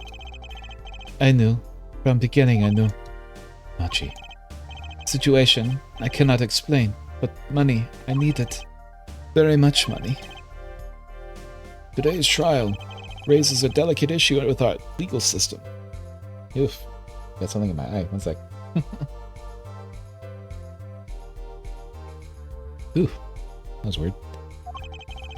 The only thing definite in court of law is evidence. This is the golden rule. However, it has become apparent that not all things can be tried by this standard. Yeah, Ken is crying because he's so sad. No, I choked earlier when I was doing his voice, and my eyes are watering now. Ugh. Should another case of this sort surface, we may have to consider an alternative system by which to administer justice. Anyway, Mr. Machitobe, Yes? I promise you will receive a fair trial by the laws of our country. And with regards to the current charges for the murder of Mr. Latouche, this court is prepared to announce a verdict. I thank you. I only lie, but you see truth. You find truth. That's our job. Very well. This court finds the defendant Machitobe Not guilty. Yay! Oh my goodness. Confetti. Confetti for everyone. Court is adjourned.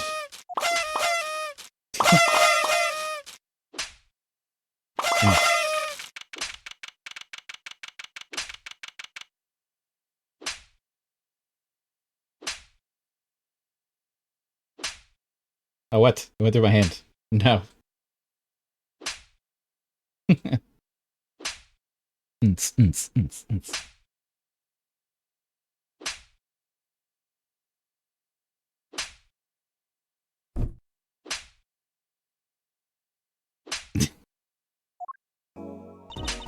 I wonder what'll happen to Machi.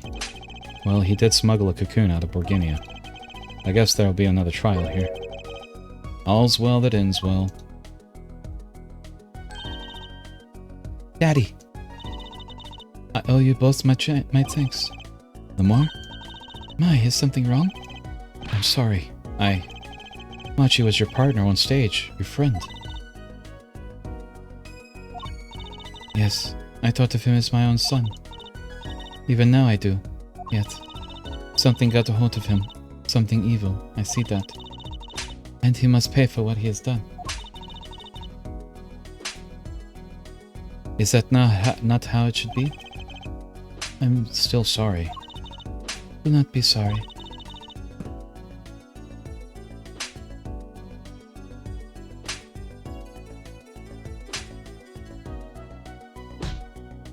I'm going to catch it. Oh my goodness. You have given me courage. Courage? I am considering an eye operation.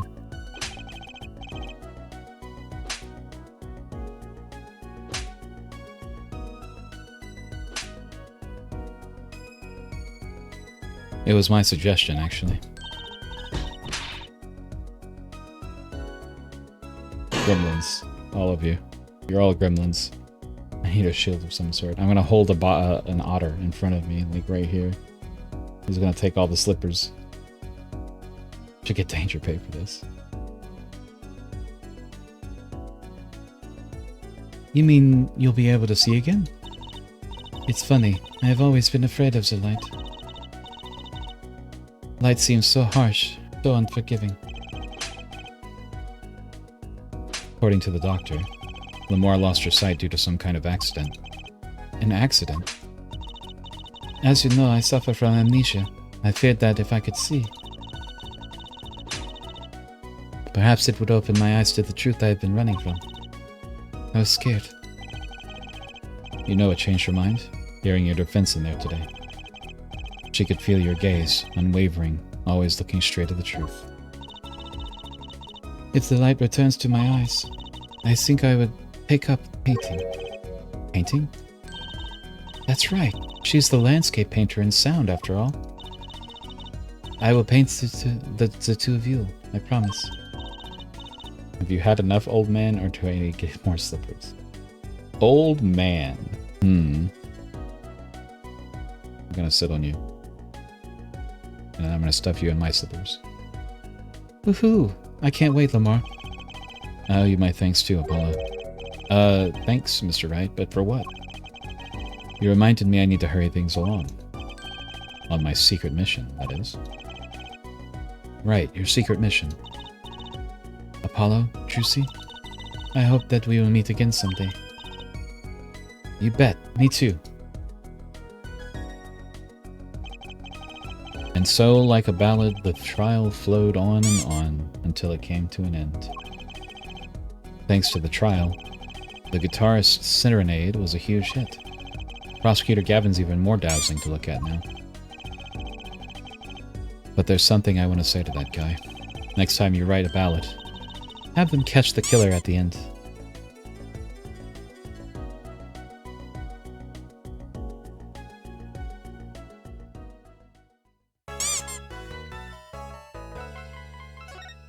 Well, that's a rather good place to pause it for the night. It's almost quitting time anyway. The next episode.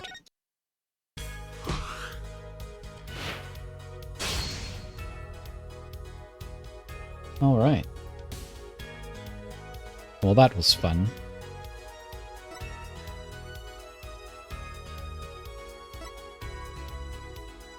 Wait, there are 4 episodes here. Wait. Okay, so the one I was thinking of was combined with that one. Was it? Weird. I thought there was another one between these two, but... Alright, well, I guess it's, the last one next time. But anyway, yeah. We'll pause here for the night. It's Thursday, so I won't be streaming until next Tuesday. And we will be playing the finale of Bakudu, because there's only a few more levels of that. I'm not sure how long it will take, but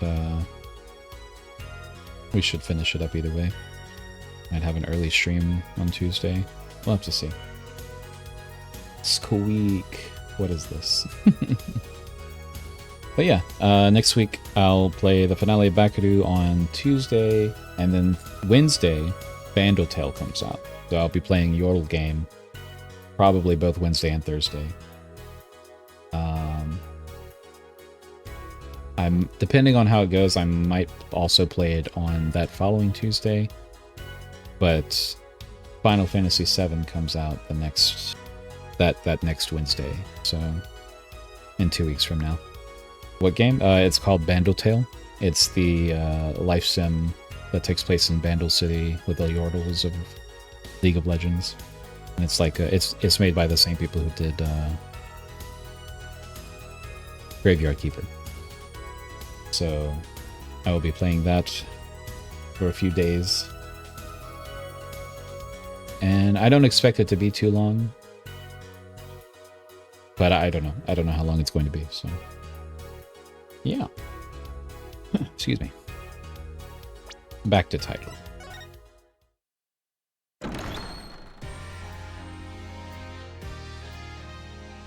And exit game.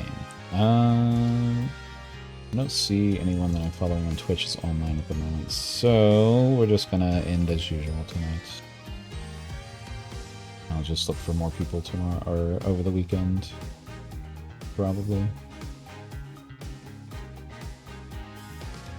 But yeah, so we'll just ease out for tonight without a raid or anything. And get some music going.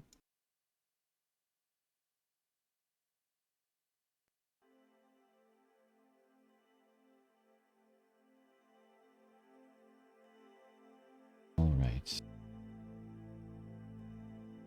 Thank you very much. Well, what was that? Thank you very much for having joined me tonight. I hope you guys had fun. It was a pretty exciting climax of the third episode of Ace Attorney. But we'll call it here for now. Oh, hello, Dario. Welcome to the end of the stream. But either way, thanks for stopping by. I'm glad you guys had fun with it. We'll do some more gaming next week. I hope you guys have a good weekend. And oh yeah, I'm doing a murder mystery on Saturday too. I forgot about that. So that'll be fun. I'll probably have some stories of it on Tuesday. But yeah, I appreciate you all being here. I'll be here on Tuesday from 8 p.m. CST to 12 a.m. CST. And I hope to see you there. If you are a new viewer, consider giving me a little follow there at the top, or at the bottom, rather, of the screen. Or if you're already following, consider inviting a friend. Pulling them here next time. What are you pulling about, mister? But yeah. It's time to wind down for the night. I hope everyone has a pleasant night and a good weekend. I hope you have a pleasant sleep and some sweet dreams to go along with that. I love you all.